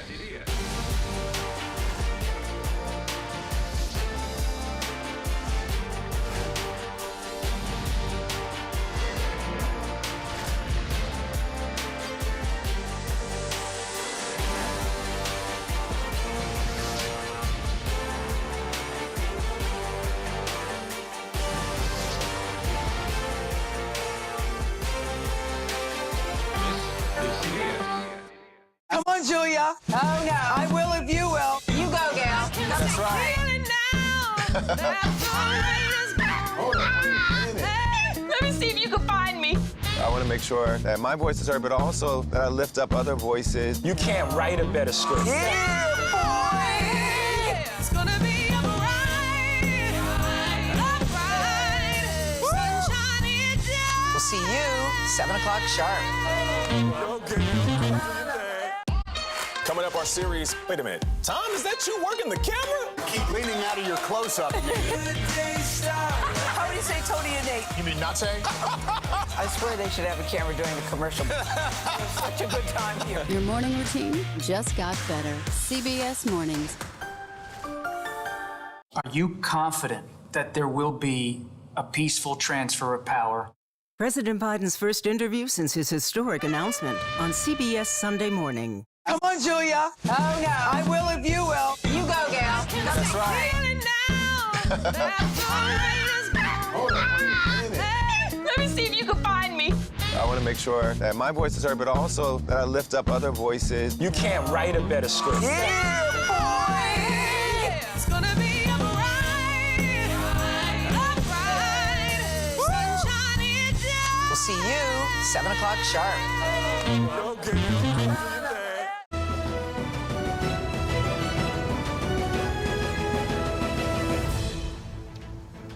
One of the primary drivers on the minds of voters, the economy. In fact, a CBS News poll earlier this summer shows it's the #1 issue for voters between 18 and 29, as well as those 30 and older. Senior business and tech correspondent Jolene Kent joins us now with the breakdown of how these two tickets compare when it comes to the pocketbook issues. Jolene, so good to have you here. Let's first talk about grocery prices. That's right, Nora. Recently, food costs at home have actually been growing more slowly. We like to see that. But the reason why many people continue to struggle with grocery carts is that over the past 4 years, grocery prices are up over 20%. You are paying a lot more today than you were 4 years ago. For example, on a $150 grocery bill in 2020, that same cart is now $182. That's $32 more at the checkout. And wages, of course, do outpace inflation. That's good news, but this reality is still so painful. Now, Vice President Harris has said she will pass the first ever federal ban on price gouging food that would bring new penalties for companies that exploit crises and break the rules. But there have been few details beyond how this would be implemented. Now, former President Trump has proposed 20% tariffs on imported goods, which would in all likelihood be passed on to consumers and increase the sticker price of those items. Economists are telling us they estimate tariff proposals would cost the typical middle-income household at least $1,700 more a year, Nora. I know, and Kamala Harris uses an even bigger number than that. Surely she will bring that up tonight. Let's talk about tax policy. How do the two compare when it comes to cuts and increases? Yeah, this, of course, will vary depending on your income level. So let's look at some example salaries here. A household earning $48,000 thereabouts a year. Under Trump, you'd get $870 more income on average come 2026. Under Harris, you would earn $2,260 more.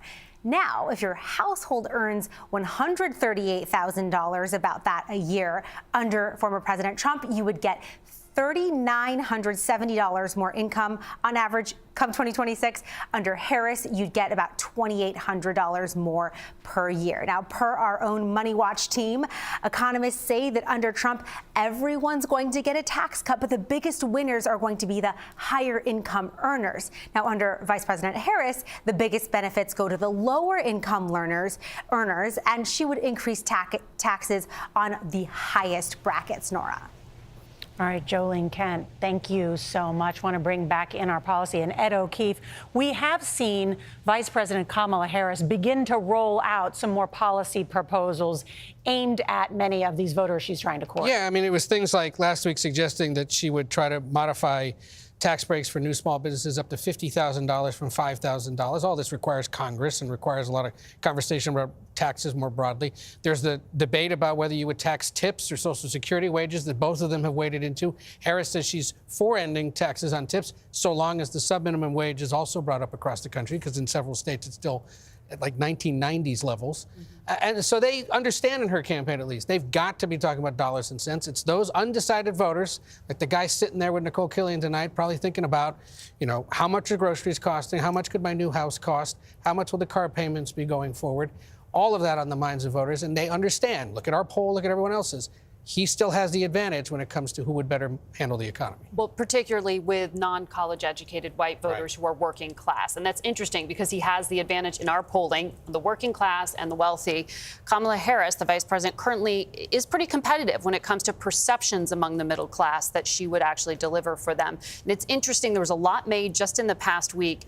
I mentioned earlier the slightest of policy differences from Joe Biden. It was, raising the corporate tax rate by slightly less and raising the capital gains tax by slightly less than a proposal by Joe Biden. It was seen as an outreach to the business community, to be perceived as less anti-business than he is. And her top donors, for that matter.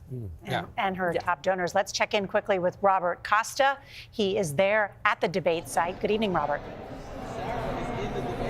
Good evening, Nora. We've heard a lot about Bucks County, Pennsylvania in our CBS report tonight. I'm fine with that. I grew up in Bucks County, but talking to both campaigns, it's not just about suburban Philadelphia. The target audience tonight, that labor family in the industrial Midwest, in the South as well, in places like Georgia. Who's going to speak to them on immigration, on the economy, and say that not only are they the candidate of change, but the candidate of the working person in this country? And Trump believes, I'm told behind the scenes, that he can be the anti-establishment candidate like he was in 2016. So look for some of that spirit tonight from him.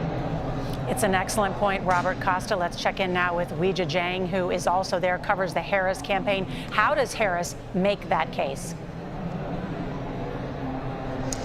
Well, Nora, she has been trying to make this case since she began her candidacy, and we'll have to see how she's able to distinguish herself. But we do know over the weekend, when she was asked the one thing she wants to get across during this debate, she said it's time to turn the page on divisiveness and chart a new path forward. Well, one thing we'll be watching, Nora, will these two nominees shake hands? That has not happened since debates in 2016. And so we'll see whether she'll be extending that hand first. All right, Weijia Jiang, thank you so much. Up next, the debate begins. Vice President Harris and former President Trump take the stage. Our coverage will continue momentarily here on CBS and our streaming channel, CBS News 24/7.